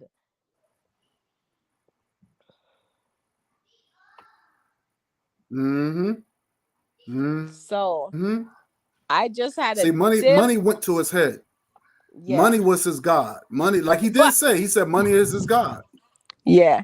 But And that's what money, but I don't think he had the money like that. What happened? He might come up with a different car. From my understanding, I was looking up something where Billy Carson was showing you certain things. You could rent a car every other day. It doesn't mean you own the car.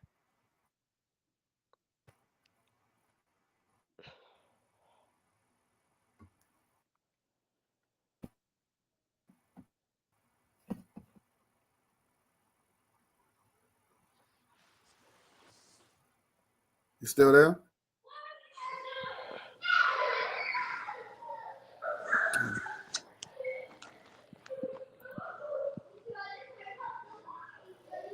You, you still there, sis? You okay? Yes, I'm here. I'm here. Okay. Yes. Yeah, but I don't know if those. I'm assuming those cars were rented. Um, but No, I think he was leave just my door. Give me the charger. to me, I think he was just false Turn back the light on. advertising everything. Like he was trying to make it No. seem like he was like this this this baller type of Yes. guy. And I think what he was trying to And promote to that whatever business that he has is that you must buy into the business, and because he has it all to show. But brother Polite been scamming people. Remember the situation he had with young Pharaoh, where he took money from him, and was like a whole back yes, I and remember. forth. And I remember there's a guy that I Mm-hmm. know Mm-hmm. that was from Georgia, who basically threatened him and said, "You better give him the money, or else I'm gonna we're gonna have a problem." And he ended up giving young Farah the money back. Yep. And that same guy, Mm-hmm. Osei Mm-hmm. Kufor, he went online and he even was talking about Sanetta. He was like, the real Sanetta is not around. That Sanetta is a clone. I don't know if you heard that one. The guy was talking about that. Yeah, the guy was talking about the Sanada that they have now is a clone. I was like, okay. I'm gonna send you that video too. I think I still have I it. don't fall for that stupid. I know. I was Oh. just cracking up. But no, but in a way, he act like a clone because back in the day, Sanada was real. Now I don't look the slackness that Sanada is going for. You know? Well, Sarnetta, but you got to understand, Sarnetta's getting up in age too. You know what I'm saying? So I have to take that in consideration. Nah, age ain't got nothing to do with it. If if you stupid, you I stupid, think he's man. right. No, I agree. No, you're right. You're right. I think, like I said, I don't think he spoke. I don't know what his take on this, but like I said, I just think that I think I he's think a lot of these embarrassed. guys who come out of prison, Mm-hmm. yeah, talk about it. Yeah, I think Sanada is I want to talk embarrassed about it because because they was all in cahoots, and that's the problem. They was all in cahoots with each other. yeah. But it's just So sad. It's look, really sad. and this is what I've heard too, that it is, and it's not the first time Brother Polight did this too.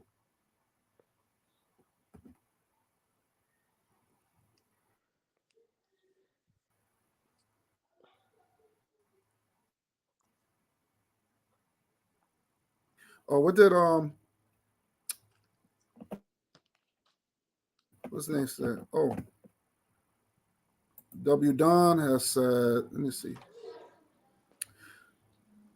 W. Don 7 says Sarnetta dumped his black wife for a mulatto multiracial woman named Nepal. Yeah.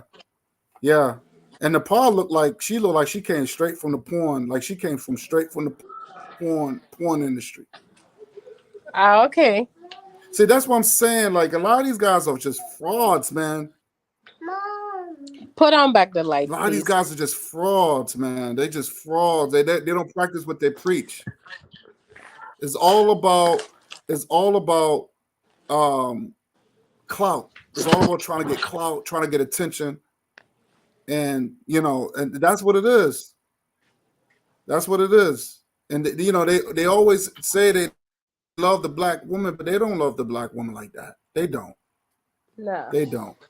not at all. They're jealous of the white man, and they want to live like them. Yep, And that's the problem. I agree. I That's the totally agree. problem. Sarnetta, Young Pharaoh went to a white neighborhood. Young Pharaoh went to a white neighborhood. Look, Brother Polight, Michael Nowak, that's his real name. We're gonna start calling his real name. Yeah. He went to a white neighborhood in Beverly Hills. Like, a lot of these guys are fake. And see, Sure people like did. me try to be consistent, and then we get shitted on.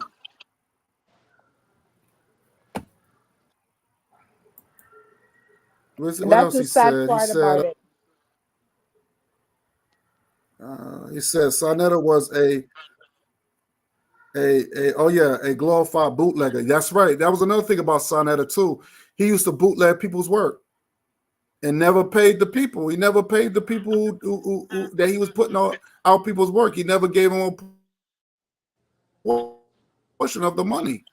And Yeah. Please, Sanada was a like I crackhead said, then, and he's probably a even with crackhead now. Polight, that's not the first thing I heard him do. He was messing with little girls. Huh?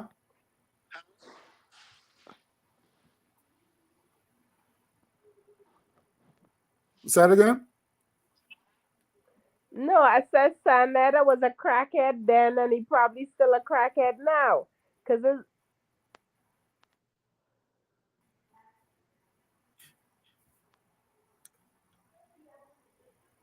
Because I No, saw you're right. someone. He did say. He even said. He said I went from selling. He said I went from selling crack to selling books. Mm.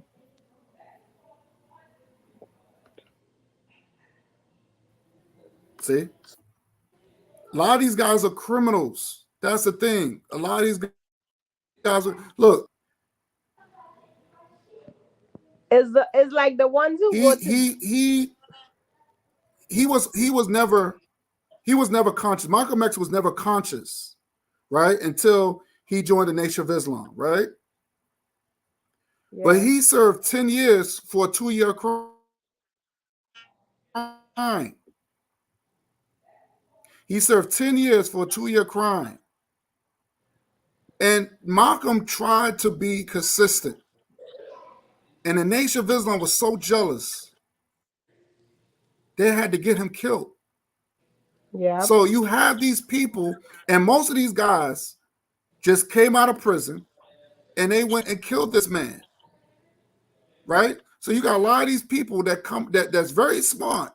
They have some knowledge, but they have this criminal mentality. And that's all they know. That's all they're used to. So, yeah, I'm not expecting Brother Polight to do anything. And they'll show out and put money in and show their fancy cars. They're worse than preachers. I expect that from preachers. And they always talk bad about the church. But they're doing the same They're doing thing. worse. They're doing the exact same thing. They're doing worse than the church. At least you expect it from the church. But do we expect it from the people who's supposed to be uplifting us? No. Yep. That's facts. And the KW Don said it best. He said Malcolm was raised by the Garvey parents. Yeah, that's true. That's true. He was definitely raised by the Garvey parents. So Malcolm X was already bred. But when he came to the Nation of Islam, that's all that stuff came back full strong. Yeah. But they killed that man. So I already see when you dealing with real revolutionary, you have to sacrifice. You have to make sacrifices. And these guys are not making sacrifices. That's the reason why they could be on YouTube all day, every day. And I don't mind to have a black social media.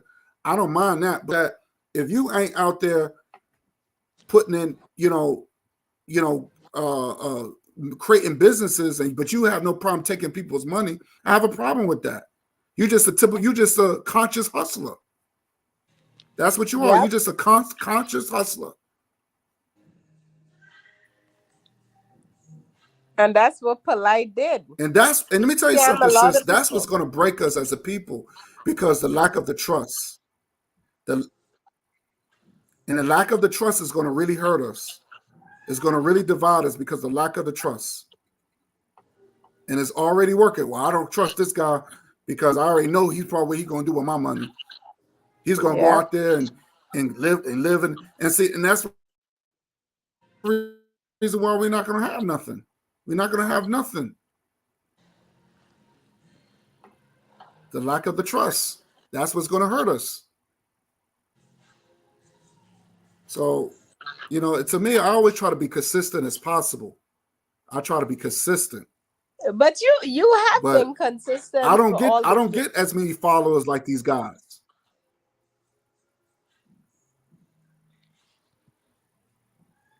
You have been consistent for the years. I know you. Nothing haven't changed.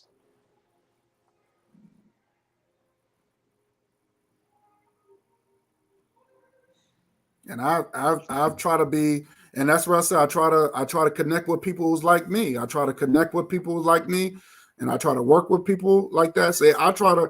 But you got those that try to make it seem like what I'm into is not working. But people run away from responsibility. Like I said, being a Pan-Africanist is just a person. Basically means an African of abroad. That's all it is. It's not a religion. It's not a cult. No, That's what I am. that's what you identify with, and there's nothing wrong with that. Right. Right. That's what I am. I'm an African man that just live abroad. I'm not in the that has nothing to do of no cult. That's not do religion. So when we say Pan-Africanism, it's basically it's just identify having some sort of connection with Mother Africa and Yep. basically trying to unite, get the ball rolling, and try to create a nation. Yep. That's all it is. But you got black people that have a problem with it. So now they come off with this FBA. They're saying that they pretendians or I'm an Indian. This is nonsense. This is my culture. You know who I was gonna ask you for? I can't remember this guy name, but it's a guy also that when I used to listen to Brother Polight, sometime he used to be around there. He used to have like a hair in the middle of his head and the sides bald.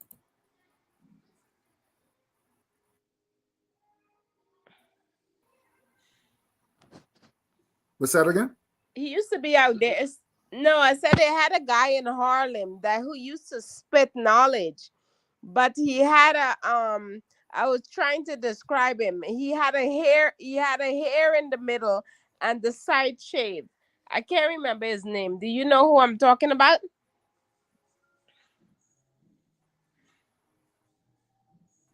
He had a hair in the middle. Yeah, he had hair in the middle and the sides bald, but he used to spit knowledge also.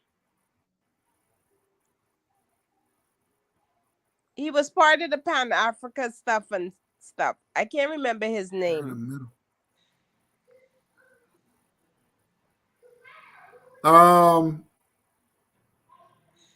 You're talking about what's his name? I want to. Only thing I could think of maybe I think did the hair was the hair braided? Yeah. You're not talking about Shaka Almost. Yeah, Shaka Almost. That's who I was talking about. Is it Shaka Almost? Yes. You're right. Yeah, Shaka Almost is cool though. He all right. Shaka Almost is real. No. I know. I just was trying to. He cut that off though. Oh, he did. Oh no, I haven't seen him in years, so I didn't know. But I remember. Yeah, he cut it off. Yeah, because it was a long lock. Did it, but he cut it off. Yes, yeah. But I remember he's the one that. Well, I would always talk to him, and he actually gave me homework. He said to me when I told him I was from Guyana, he said, "Did you ever read the book How Europe? Oh my gosh, How Europe? I got the book somewhere. Let me see if I can find it. How Europe Underdeveloped Africa." And I was like, "No." He said, "Well, you need to read it." And he wanted me to read it because it was a Guyanese man who wrote that book. They actually killed him.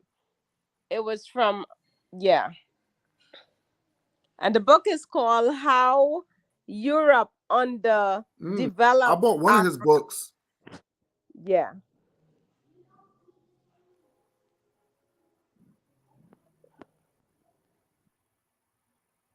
Okay. Yeah, I bought one of his books. I forgot the name of that book. I have it. It's really good. Yeah. What's the name of that book? Let me see if I have it. Let me see if I have the book. Hold on. Yeah.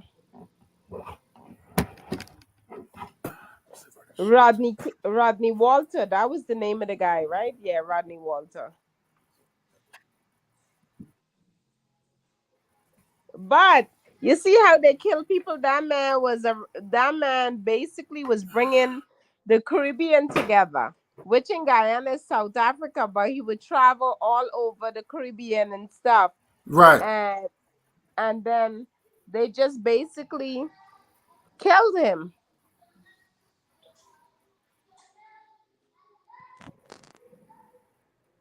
Mm.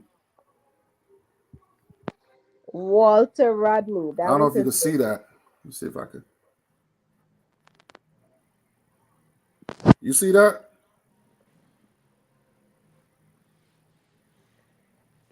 Yeah. What's the name of that one? That's it's called Kodak's Game Over. And basically this is the book that is basically how these Hebrews, the Bible had took a lot of stuff from the Egyptian texts, Okay. the Kemetic texts, and Okay. he was comparing it. It's really Okay. interesting. Who's that by And I mean, like who wrote that book? Shaka Amos. Oh, Shaka Shaka Amos. Amos. Okay. I If I gotta could buy show you his a book. picture of him. I didn't even know he had a book out there. I'm gonna buy it. Yeah, it's really good. It's really good. I don't know if you Okay. can see it, but I know because I have to But flip it is to you. Shaka Amos still in Harlem? There we go. Yeah. Okay. Yeah, I think so. I think he lives in I think he lives in Harlem. I think so. Okay. Let me see what KW Dawn has said. Hold on. Yeah, he said black power pimps. Yeah. He said Shaka almost has allegations involving having relationships with a young girl. He has allegations. When was these allegations? Like, can you give me a year or like what happened? Like, what happened to that? Because that was my first time ever hearing that. Like, Yeah. I don't like that. I know there's there's always going to be rumors and whatever, Oh yeah, they're but always gonna I don't really have. don't But go by rumors or whatever. no, I want to know I the need facts. hardcore evidence. Yeah, I need the facts And I'm behind not it. putting past Shaka Amo. Trust me, I'm not putting past any of these people. But I need hardcore evidence. Like with this polite character, like when he pled guilty, yes, he did it. He did it.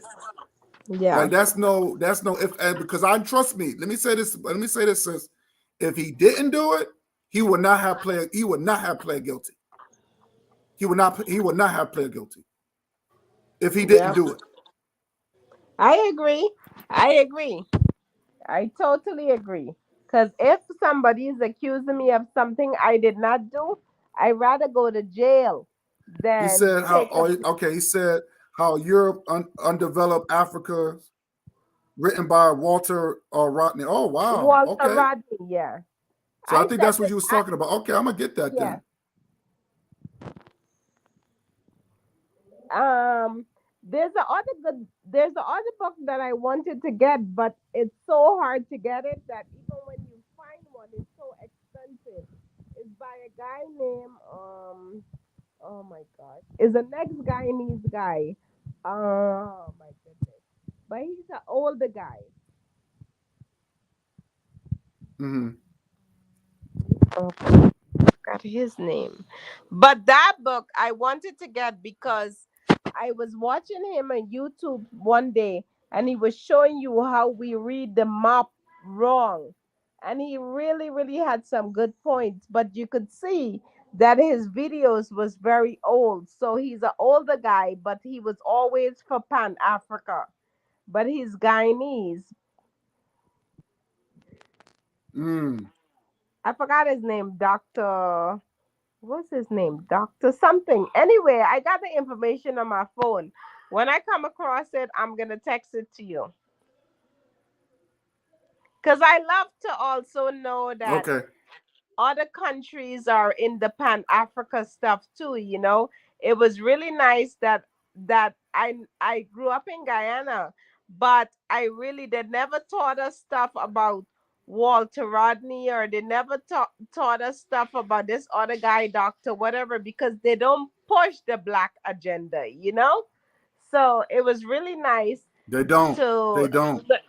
it's yeah, it was really nice to learn about that whilst I was here. It's like I said, Shaka almost was the one who said to me, "Young lady," he said, "I want you to promise me you're gonna go get that book and you're gonna read it," because he could have told me so much about Walter Rodney, and I'm from Guyana, and he knew so much about Walter Rodney. Mm-hmm. Like his whole like how he was a big influence in the Caribbean, in the West Indies, and how he would get people together and all these different things. It was really nice to know that this man couldn't organize all these stuff, and he was from Guyana.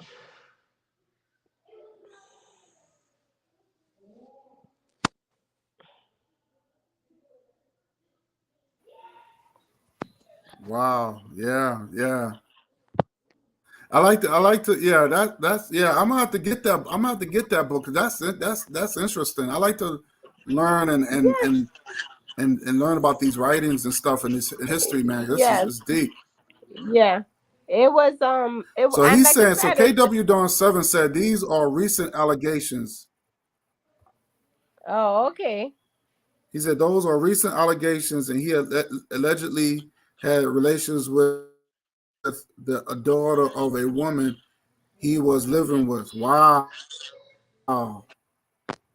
But wasn't he Wow. married? The Shaka almost was For, married to a Trinidadian woman. They had a son together. right. Yeah. Yeah. I know. Yeah, I know he has children. So I don't. Yeah, I Yeah. don't know. I don't know. These he said these are recent allegations. I'm gonna look into Okay. that.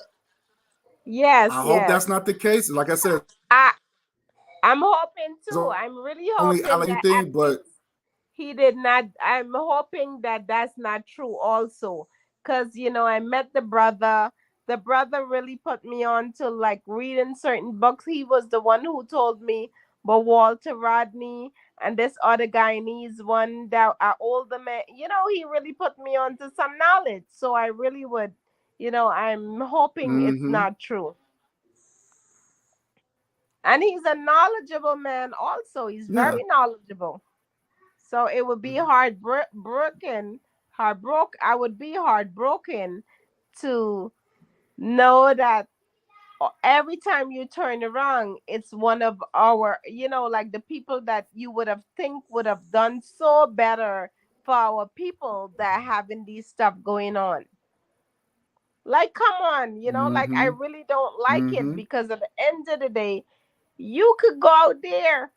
Pussy is all over the place. Pussy is free now. You can't tell me that with that you have to go to a young girl. Like, no, Pretty much, pretty pretty much much. pussy is free. Some people you just could get it just like that. Shucks. So it doesn't, even if you have to pay for it. And why You do want and why do it has to be? But here's the thing: why does it have to be a girl who's 14, 15 years old? How come it can't be 18, 19 years old who's legal? exactly. I You agree. know, I don't Like care. Like for me, I don't care if a guy's in his 50s. He could be in his 50s. If he wants to date a girl who's 18, 19 years old, I won't have a problem with it, because she's that's legal age, Yes, technically. I don't have a problem with it. I just know when you want to date an 18-year-old and you're 15, I don't want to hear you complaining because she robbed you, or like, no, because you get what you asked for. So I don't have a problem. It's Mm-hmm. just that I don't Right, want to right. hear that your ass complaining that, oh, she did this, she take all my money. Motherfucker, what do you think if you're gonna date an 18-year-old at 50? If I was 18 and I'm dating you, I go get Right, right. everything you fucking got. So I am not again, so I don't want to hear nobody complaining. Fucking dating an 18-year-old and you 50. No, I mean, I'm just saying, you deal with what it comes with. You dealing with a young mind. So what do you expect? It's like me. I always tell people, you know how much young men Right, come right. and want to approach me and be like, "Oh, you so beautiful." I'm mature. Mature my ass. Get the fuck out of here. Go look for somebody else. No. Don't try. I ain't dating no younger guy. Like, no, I'm not. Not at all. Not, no, I don't care. That's so true. I'm not saying I wouldn't date maybe a year younger than me or something, but to be significantly younger than me, like, nah, hell fucking no. Next thing you know, you trying to get my little pension and my little money I got. Nah, motherfucker, all of that is mine. Go look for somebody else. Is a mother you want? Go and look for somebody else because I got children. I ain't trying to be nobody mother. Not at all. Mm-hmm. Mm-hmm. Yeah. So Right. you always laughing when I talk. Guy, why you always laughing when I speak? No, but talking, that's facts though. I mean, I'm not facts. I'm agreeing with you. Like I'm saying because what you're saying is facts, No, and it's funny because it's just like when I was telling you the other night. Like people always talking about now, but like, oh, but he got potential. Potential? I'm 42 years old. What the fuck I looking for potential? You better got your fucking shit together. I ain't looking for no potential. Mm-hmm. I'm not 18, 19 to say, well, I could wait and fucking potential shit. Soon all my little prettiness might go away. I might get little wrinkles and shit, and y'all talking about potential. Nah, not at all. Not at all. Nah. That's so true. That's so true. No, because it's like, oh, you could talk to him. He's a nice guy. He got potential. Yeah. Motherfucker, at 42, he got potential. At 45, he got potential. So what did he do with his life? Talking about potential? No, he should already have himself situated, and we come together and we make one. You understand? What could we build together? Not I waiting on your potential. No, get the fuck out of here. Go and look for somebody that needs potential, because I don't need potential. I need you to get your shit together.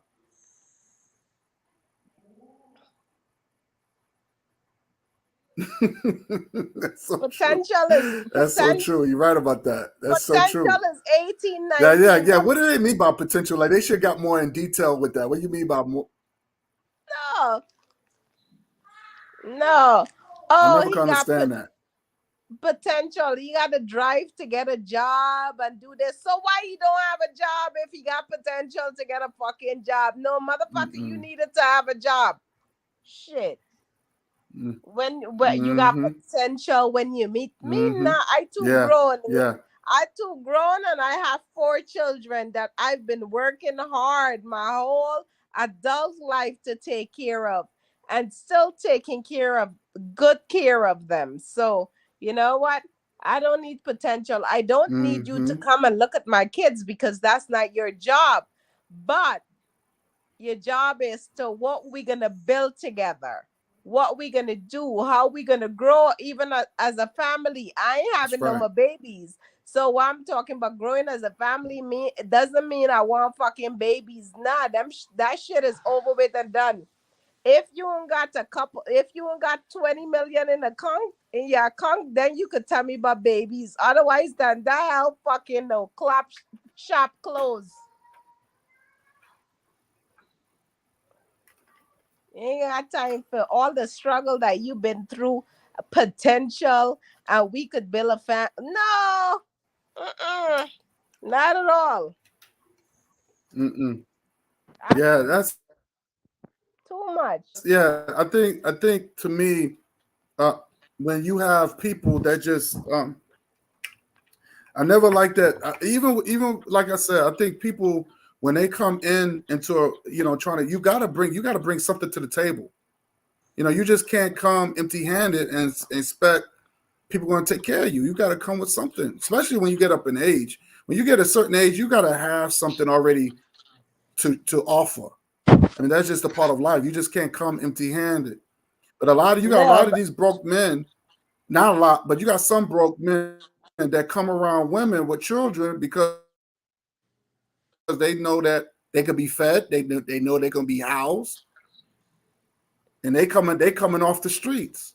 oh And yeah, these and women, you know, women deserve better. They don't need to take care of another child. exactly. But So you when know I what it see is? that, Mm-hmm. Go ahead. I'm listening. Oh no, the next thing I was gonna say to you also is that how I grew up, right?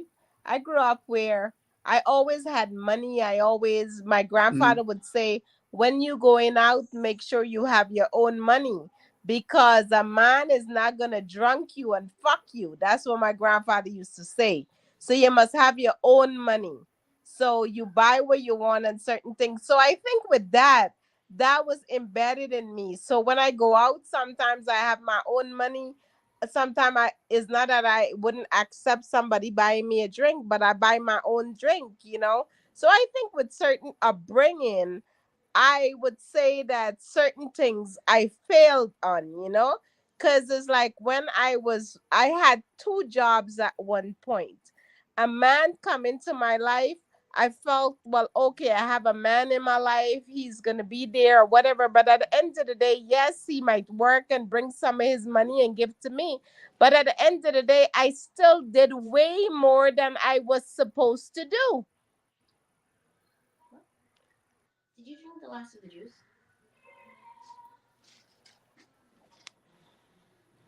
So it's like my mindset is totally different now. It's like, no, I'm not doing that because I need someone to come in where we could be equally yoked. And even if you have to do a little more than me, it's Mm-hmm. fine, but I'm not going to do more than what you're doing.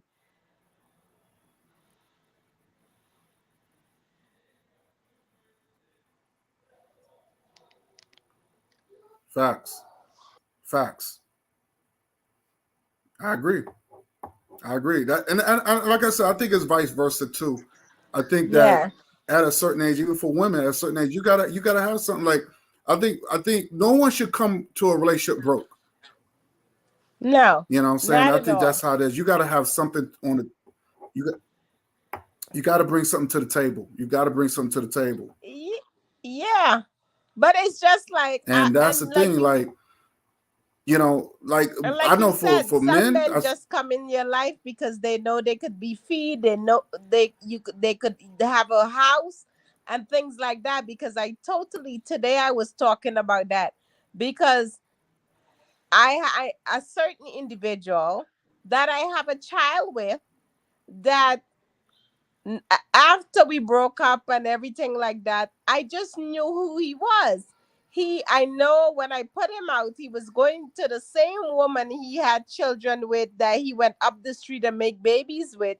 But it's not because I knew the woman wasn't his type, but I knew what it was. He's gonna get free boarding. He don't have mm, to pay that extra rent. So that's what it is. Because at the end of the day, come to find out they just got evicted. So he still was not oh doing what wow, he was supposed to do as a man. So you see what it is also is wow, that you have your wow. own place, your bills are being paid. So yes, that person is gonna come in and say, okay, I got paid, give you a little money. But when you look at it, look at the load that you've been carrying because I had two jobs. I paid the rent. I felt as a man, you were supposed to Mm-hmm. also, if I had two jobs, Mm-hmm. you could have gone and get an extra job too. If that one job wasn't paying you enough. That's right. So, so it all comes down where some men could And just get like that I said, comfort. I think a lot of these.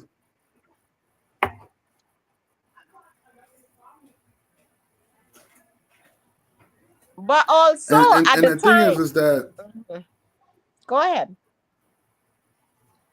no, go ahead. I'm listening. Go ahead. No, I was about to say I'm not only blaming the man, I blame myself because sometimes as women, when we are functioning on a low vibration, we attract low vibration.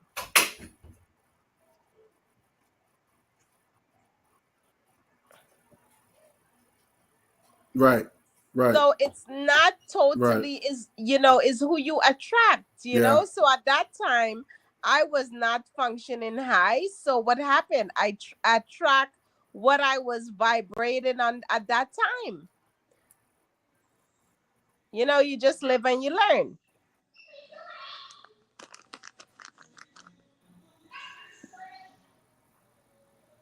Yeah. And and see, I learned. I always learn from other people's experience, and I always say to myself, you know what? I don't. I always been taught to have my own, right, and Yeah. never be dependent on nobody. I don't mind working with somebody, you know what I'm saying, because I know that I consider myself a team player, right? Hmm.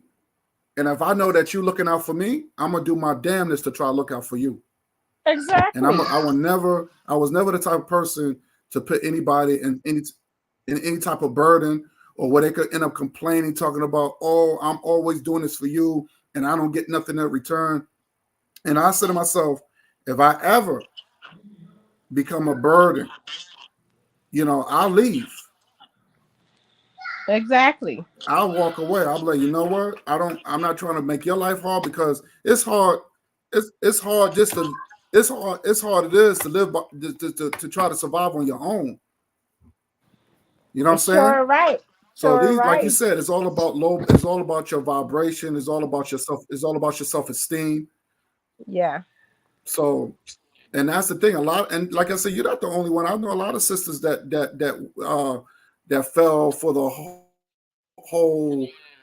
I just need a man to just say I got a man or whatever. Yeah. Trust me, I've And heard it all. I've seen it all. Like you know, it's not. And this is yeah. the reason why. Go ahead. I'm listening. No, what I was about to say also, I think sometimes not only that we need a man, because for my thing, it wasn't that I need a man, it was that I needed a man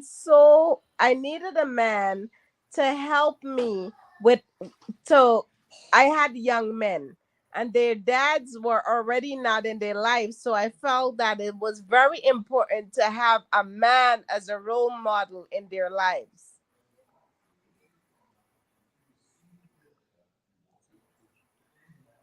Mm-hmm. Mm.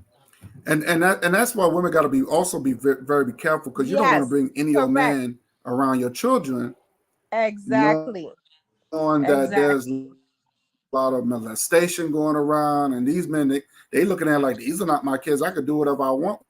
So I mean, Mm-hmm. look at perfect example. Look what Brother Polight, same situation. Exactly. He looked at that Yeah, girl like, hey, ain't my daughter, so I could do whatever I want. exactly. I mean, the guy, And this is supposed to be his. This, and remind here's the funny thing about it. That wasn't his wife. That was some girl. She was a girlfriend. I thought this man was oh, married. You oh, supposed to be married. You have a girlfriend. okay. Well, whatever, rock his boat, but that was wrong, totally Yeah, wrong. And you're right. that was Polite's We, girlfriend. yeah. So you're right. We have to be No, careful because, no, definitely it's totally wrong. yeah, we have to be totally careful because don't get me wrong, the men that came in my life, they were okay. They were good to my kids, but then on the outside is what they did.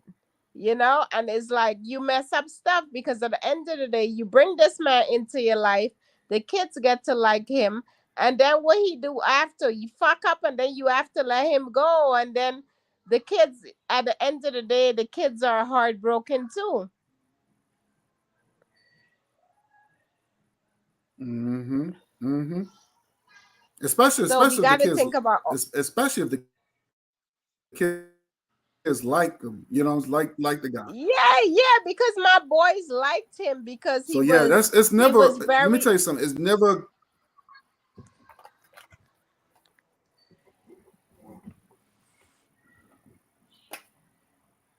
Yeah, go ahead. I'm listening. No, I was saying the boys like him because they would exercise together. If they do something wrong, he would talk to them, and he was really could have been a good example. But then what happened? I listen to Mm-hmm. this. I probably would have forgive him if he went to Brooklyn or he went somewhere else. I'm not saying he was right for what he did, but people could make mistakes. But you go up 3 houses down and make babies with a woman that always pass by and say hi to me and I say hello to her. Wow. I felt that was very Mm. disrespected. And the thing is, you see, what top put the icing on the cake is when I asked him, how could you do that? He's gonna say to me, what do you want me to do? Hang myself with a fucking rope? So I was like right there, and then it was over for me. Cause you see, what people don't realize, some women have been through so much, like I was telling you before, that you already have walls up, you already Mm-hmm. you have abandonment issues, so Mm-hmm. it's not hard for you to let something go. So the minute he said that to me, that was the end of the fucking relationship. Mm-hmm. Mm-hmm. Mm-hmm. But what I'm saying, if he didn't do something Wow. like that, but I always said that was always in you to do some nonsense, because you just don't pick up yourself and do something like that. It always was in you. So, but if that wasn't the case, I would say he would have been a good brother because he was there. But the thing is, like I said, at the end of the day, him being there, I feel he wasn't there enough. So maybe he felt intimidated by myself. I don't Mm. know, because I worked 2 jobs. Made more money than him. I paid most of the bills. I never made him feel any way to say, well, I make more money than you. No, he come to me and he said, hey, my kids in Guyana need some money or whatever. What, I take out the money from my money and I give it to him, because I look at it that we are in a relationship together.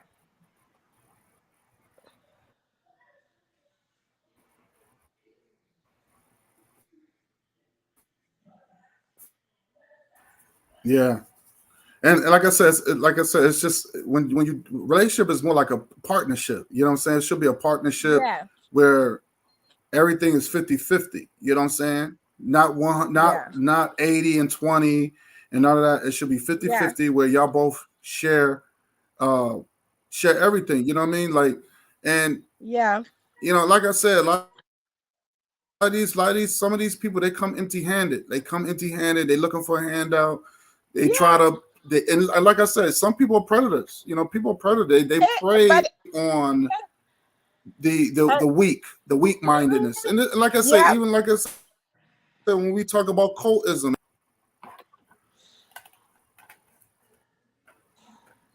just play this predator mindset. Prey on the weak. I know this person's weak. I know this person just went through a lot. Let me get what I can out of this person. And after they drain you and use you, and then next thing you know it, you have this thing where you don't trust men no more. You know what I'm yeah, saying? Or a guy don't trust a woman no more because he been burnt. yeah. So that's what I'm saying. I think, like I said, I think the lack of trust when it comes down to our people, that's going to destroy us big time. It already And is destroying us I don't want because, that. I don't want that. I want to be where I could be trustworthy. yeah. You want to be a man of your word. You want to be somebody of your word. I want to always be a woman of my word. And that's it. Mm-hmm. Mm-hmm. And that's But how you get your respect. exactly. But I always, That's how you I keep, get I your keep, I respect. keep it, I keep saying this to women Be a also. person. Yeah. But what I would say to men and women is Yeah, I'm that listening. Go ahead. I'm listening. sometimes we all have unresolved issues, and we need to take the time to work on our issues, you know, because we all have, some of us has been through trauma, some of us have been through so much, Mm-hmm. but it's not all of us is able to deal with it in a way that, you know, that benefits us. So who whatever we're dealing with, I would say take the time to get the help. I mean, you don't necessarily have to see a psychiatrist or anybody. You could speak to someone, or you could just work on it yourself, but make sure that you work it on yourself, because then it helps you to become a better person. It helps you to become a better you, you know. Mm-hmm. Mm-hmm. Mm-hmm. You're right. Yeah, you're right. You're right. You know what I'm saying? So it's yeah, it's like I said, I know exactly what you mean. It's like you gotta have to, you have to be with some, and this goes with anything, man. You just gotta, like, I'm very selective who I talk to. You know what I'm saying? I'm not trying to go out there try to, even when it comes down bringing people on my panel, like I pretty much know everybody that came through. You know what I'm saying? That came through, show some love. You know what I'm Yeah. saying? So I'm pretty much cool with everybody but but I'm very selective. I don't allow anybody around. I used to do that, and sometimes things will go left. You know what I'm saying? I have people come on my program and they would try to change, or they try to dictate my program. You know, they try to change it. And I'm like, yo, that's not the topic. That's not what we're talking about here. We're not doing that. So I learned early that, hey, okay, I got to be selective who I invite on here. You know what I'm saying? Because people come on here, they'll come in just to want to take over stuff, and yeah, it's like, come on. So when you're dealing with any type of relationship, whether it's friendship or whatever the case is, we have to be very selective who we meet, who we deal with, and that's just how it is. I'm very selective. I gotta, like I said, like my mother always said. She said, the smarter you, and this is facts. So I don't. I mean, I'm not gonna try to be friends with anybody. All that. Like I said, if we have that energy, if our energy match, yeah, I'm gonna. We could definitely Yeah. deal, but we gotta be very selective who we deal with. Even when Yeah. it will come out of relationship. Sometimes you could get to know somebody within five minutes of conversation. Yeah. You could know everything about that person in 5 minutes. Energy is real. Energy is real. Energy is so But real. people ignore certain signs. That's the problem. People ignore.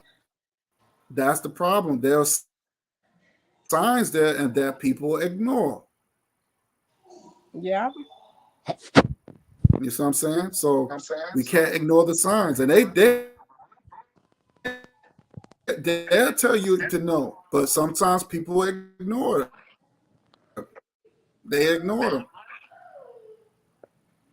Luna, If somebody come. tell you, oh, Come, Luna. um, Come. when they tell you, oh, I went from this job to that job, they letting you know they can't keep a job. Like little things like things like that. Oops. So Come, come. Relax. Relax. Come. Come. Come. Look, Luna. Say hi, Luna.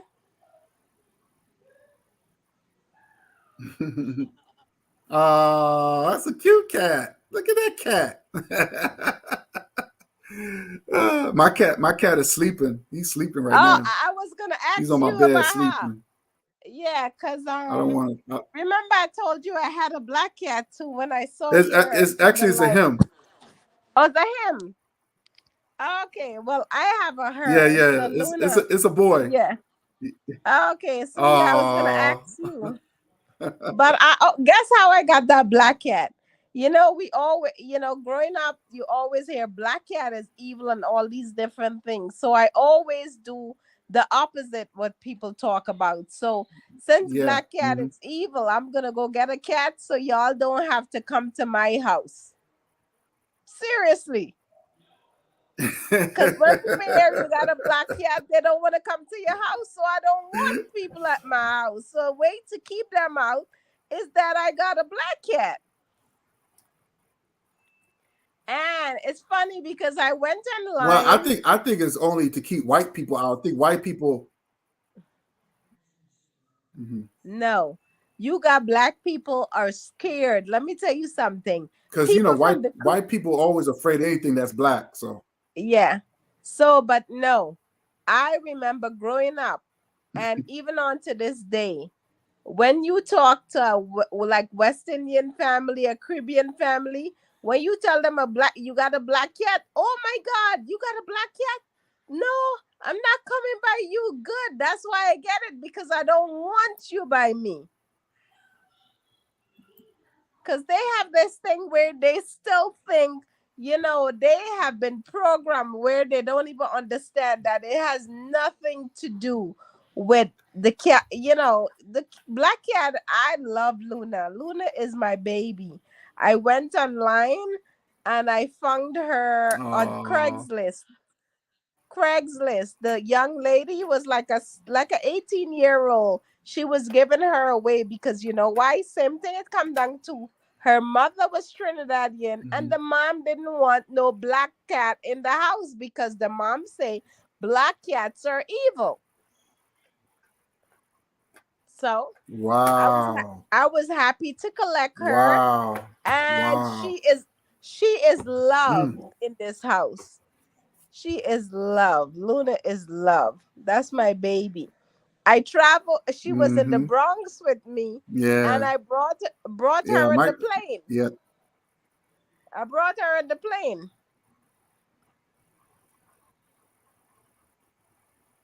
So she moved from the Bronx to Georgia on she came with the plane. Yeah, that's my baby. Oh, okay, okay. Yeah. Oh, oh, that's what's up. What Yeah. what is your cat name? My what's his name? midnight, but Midnight. Okay. He is so midnight. cute. Oh my gosh, he is Yeah, cute. He's adorable. yeah. That's He my little. That's yeah. my What I furry. like about That's my furry little man right there. yeah, I what I always like spoil about him. him, he's fluffy. I would love Luna to get fat, but she don't gain no weight. I still love her, but I love your cat because he is so fluffy. Oh my gosh. Well, anyway, I'm gonna text you. I should be coming to New York next week. Cat, when they get older, they start losing weight. Yeah, you know what I'm saying? So Okay. you can start feeling his little bones here and there. Yeah, because they're getting old. He lost his teeth in the front. Oh, really? How old is So, he? but he's up there in age. Yeah, it's like their age increase Yeah. every year. So Yeah. So that's how the thing. They long only you last have him? cats only live up to 14 years. Yeah. Oh man, I think it's around almost that time. Like 13, maybe 13 years. Oh no. And And then he's when he gonna live start way beyond that. when when Because I when know he's not eating, when he yeah, they might, like I said, cats live up to maybe 14 to close to 20 years. The yeah, because max. I know they were saying the longest cat I think live up to 20 something years. So there's a possibility they could live longer than what they said the Yeah, lifespan yeah. is. So I always think care and love would make them live a little longer. Yeah, But that's what I'm thinking. Yeah. And that's what I You're right, because that's what that's what we make sure he's comfortable and Yeah. But he's such a fluffy. I love him. He fluffy. Oh my gosh. yeah, I agree with that because I always try to make.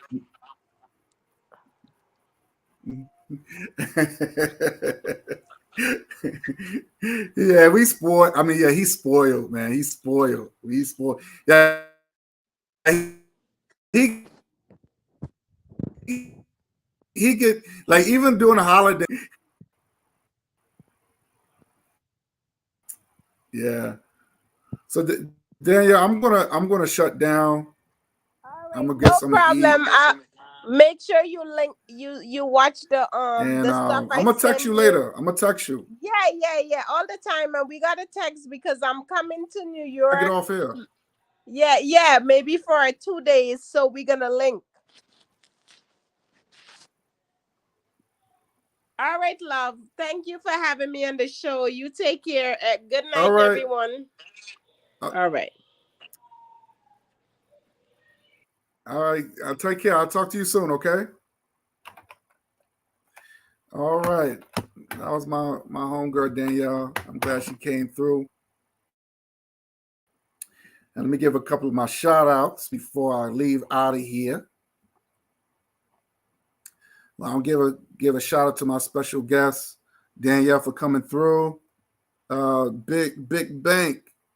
Shout out to Big Bank. Shout out to give a thanks to KW Dawn 7, Sankora, even Bubba. Shout out to Bubba. You know what I'm saying? Showed me some love, you know what I'm saying? Sister Raw. Who else? And that's pretty much it. So I want to thank y'all for coming through. I'm out of here. But again, Brother Polight got what he deserved. And I think hopefully, like to me, he even to me, I think in my opinion, in my conclusion about that whole thing, I just think that, he's not going to change. It was already in him. And I think people need to just stop following these cult-minded people. Stop following these celebrities, these celebrity hogs, or these black conscious pimps that's feeding our emotions and trying to play on our emotions and all that stuff. I don't like that. It's just like this is serious, and we already going through enough shit as it is. I think people should have stopped dealing with Brother Polight when he went to Beverly Hills and start acting like just when he threw away his responsibility and once he got on that coon train, people should have been through with him.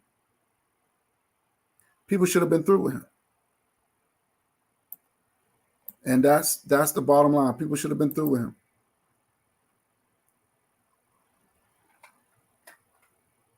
You know what I'm saying? So I hope this is a lesson learned to all to everybody about this.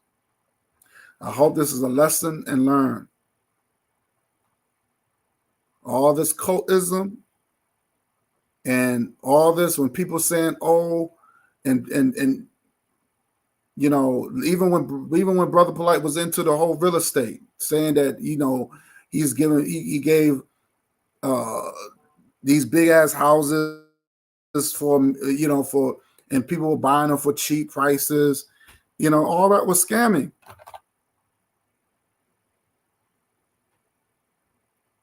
All that was just a big scam. And they knew that. So we have to be really, really, really, I hope this is a learning lesson. And like I said, I don't feel sorry for him. He got what he deserved, and he need to pay for what he did. You know what I'm saying? So It's just really sick. You got people out here are really sick. You know what I'm saying? So, you know, I wouldn't be caught dead.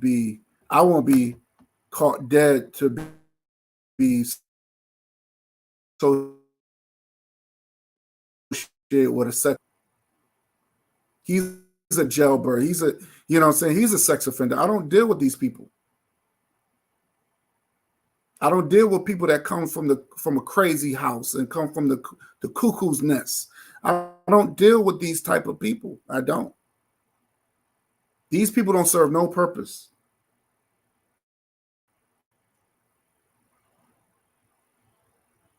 I might do a program on EDP 445.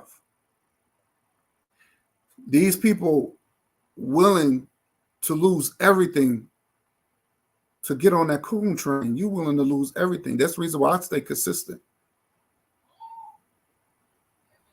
I stay consistent.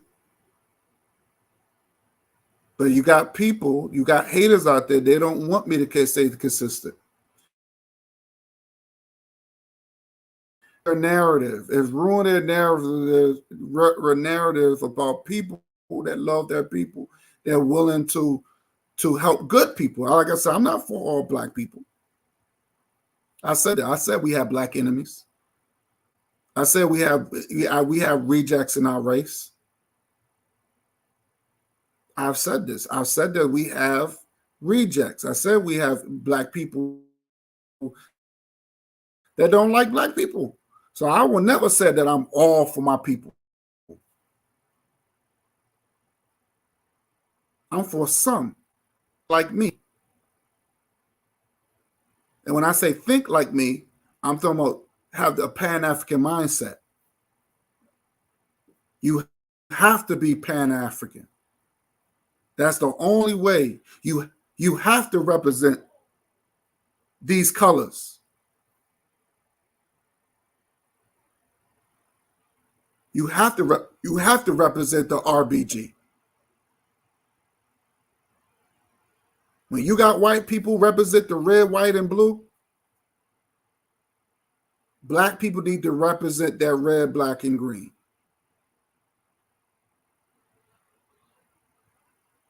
You can't come around. Excuse me. You can't come around me with this anti-blackness crap. You can't come around me talking about you're a pretendian. You can't come around me talking about, it's not about race and all this. You can't come at me with all that nonsense. You can't come at me with no pipe dream solutions. I'm not putting up with none of that. I'm not putting up with none of that. I gave solutions. I gave real solutions. And like I said, I practice what I preach.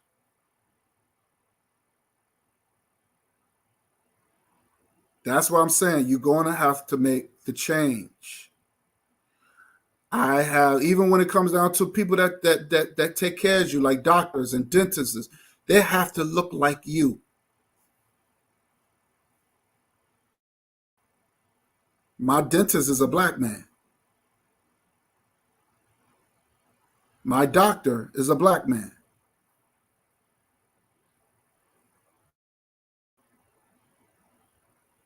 I want to be with people that looks like me. I want people to take care of me and serve me that looks like me. And there's nothing wrong with that. But they would say, you have people would say, well, that's hateful. But you won't tell other racist people that. You don't tell other races what they do when they cater to their own people. You don't tell them that they're being hateful. That's being normal.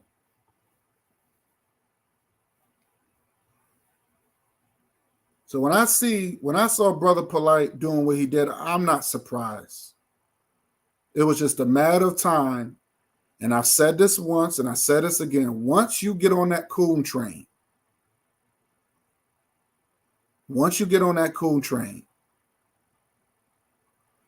then what you're gonna fall into a deep hole, and it's gonna be a hole that you cannot get out of.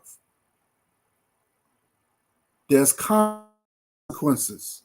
There's consequences when you go along with the trend. There's the consequences when you go along to get along. There's consequences when you get on the coon train.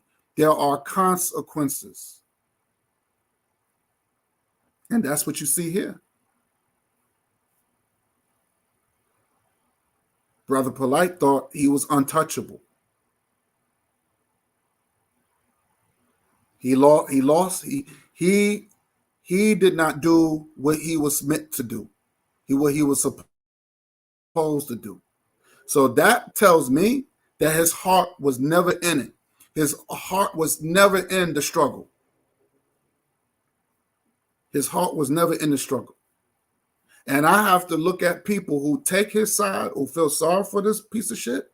I have to look at them like with a side eye. You got to be a sick person to defend someone like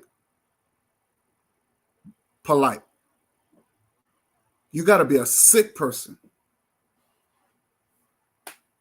You got to be a sick person to have some sort of heart for a person like that.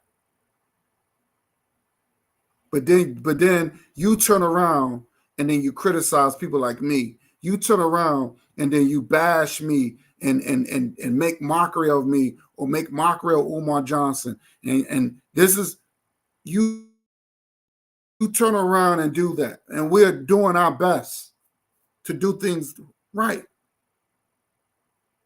But you got people out here that have a soft spot for monsters like Polight, a fraud like Polight.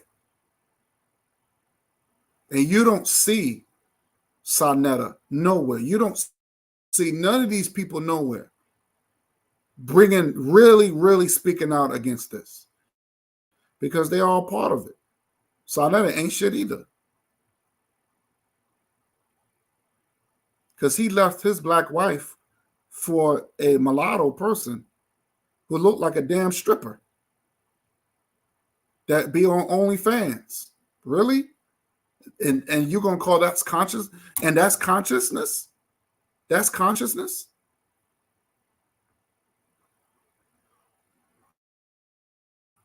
Something is terribly wrong with our people. That's why it's best to be your own leader.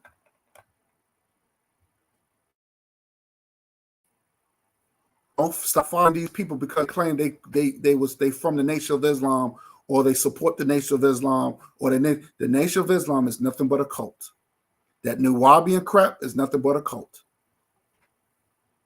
Pan-Africanism is not a cult. Pan-African is not a cult. You're dealing with a people that is trying to build a nation and try to have a connection with Mother Africa. That's all it is. Cultism is nothing tangible with cultism. There's nothing tangible with cultism. But there's tangible, but Pan-Africanism is tangible.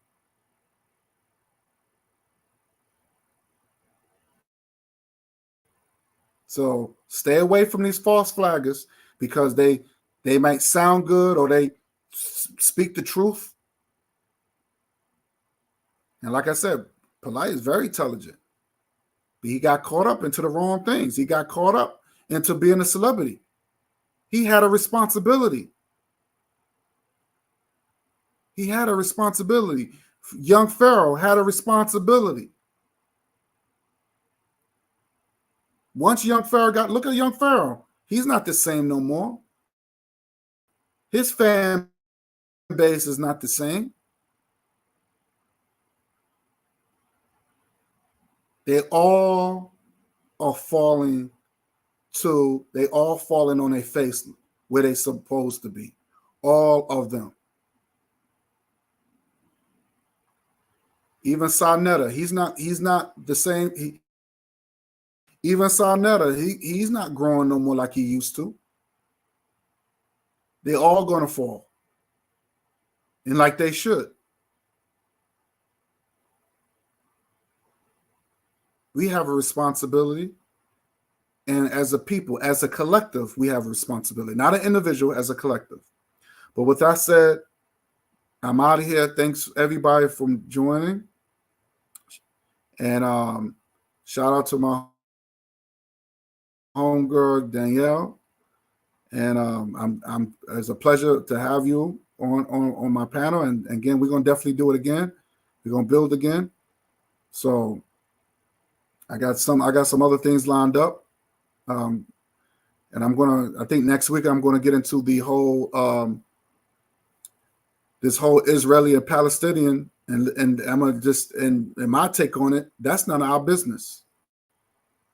You will never hear me comment on that shit. And that's my name, the name of that topic. Pan-Africans don't care. And that would be my topic. But with that said, thank you for coming through, and I'll see you next time. Peace.